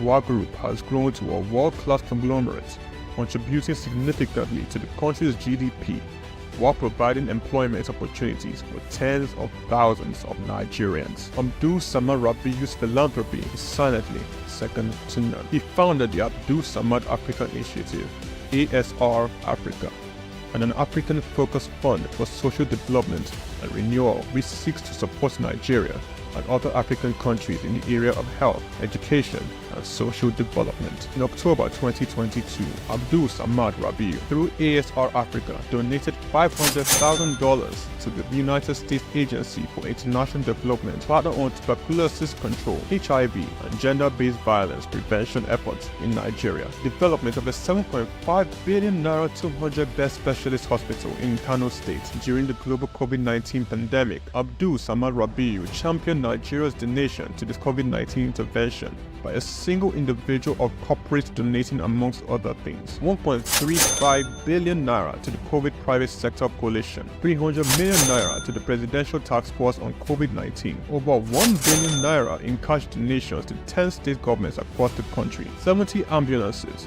medical equipment, face masks, provision of foodstuffs for over 1.5 million persons in Kano, Lagos, and River States. ASR Africa Initiative donated a 4 billion naira police hospital in Abuja and donated 1 billion naira each for 6 universities across Nigeria through the ASR Africa Tertiary Education Grants Scheme for infrastructural development. The beneficiaries of the 6 billion naira tertiary education grant schemes are Ahmadu Bello University, University of Ibadan, University of Maiduguri, Nnamdi Azikiwe University, University of Ilorin, and the University of Benin. ASR Africa Initiative also donated 2.5 billion naira each through its tertiary healthcare development grants for health projects across 4 geopolitical zones in the country. These are in addition to 5 billion naira donated to build the first teaching hospital in Akwa Ibom State, donated 10 billion naira to the Security Support Fund of the Nigerian government. Abdul Samad Rabiu was awarded the 2022 CEO of the Year at the African CSR Awards, 2016 African Industrialist of the Year Awards by the All African Business Leader Awards, the 2022 Sun Man of the Year Awards, 2020 Vanguard Business Person of the Year, and the New Telegraph Philanthropist of the Year 2021, a recipient of several honorary doctorate degrees from various universities, including the University of Benin, Nasarawa State University, Sokoto State University, and Crescent University. Abdul Samad Rabiu is a fellow of the Institute of Directors, and he currently holds the prestigious Nigerian National Honors, Commander of the Order of the Federal Republic, CFR, Commander of the Order of Niger, CON, as well as the highest civilian national honor in Niger Republic. Abdul Samad Rabiu is married with children. His children are Mustafa Khadija Kuki Rabiu, Ishaku Khalifa Rabiu, Junad Rabiu. On the 22nd of January 2024, Forbes estimated Rabiu's wealth at $5.9 billion, putting him as the 6th wealthiest man in Africa and 508th in the Global Billionaires Club. The family man, the silent achiever, the giver, Abdul Samad Rabiu.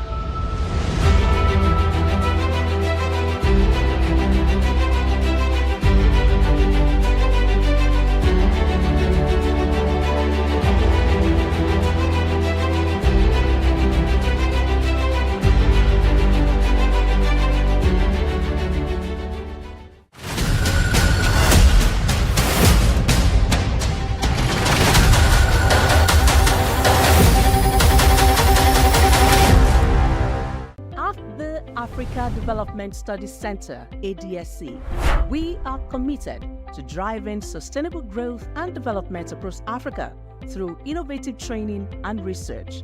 Our mission: empowering leaders, policymakers, and professionals with the tools they need to create lasting change.